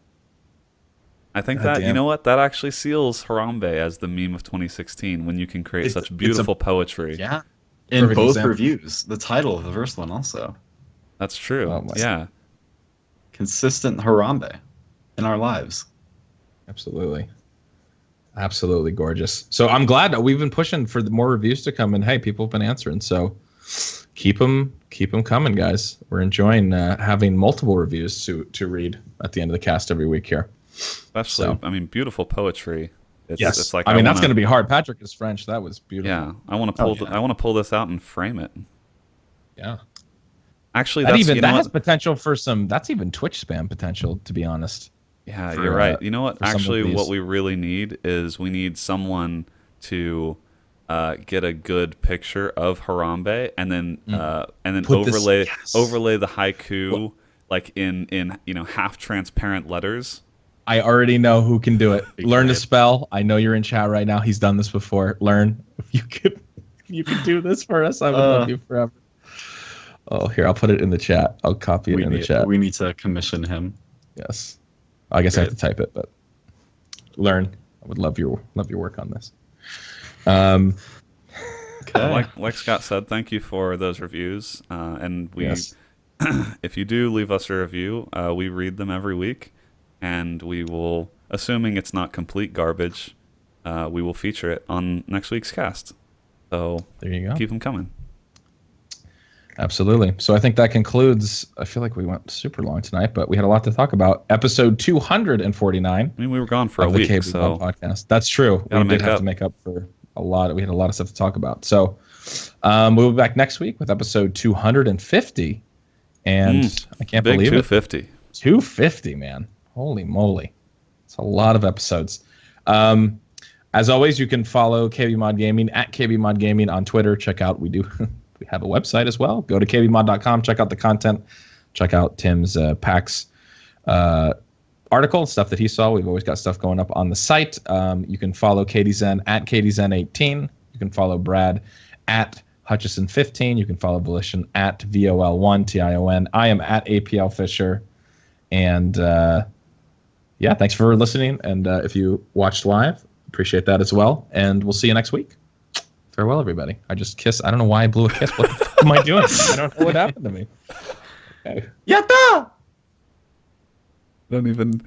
I'm completely lost. I don't know why I blew a kiss. What the hell am I doing?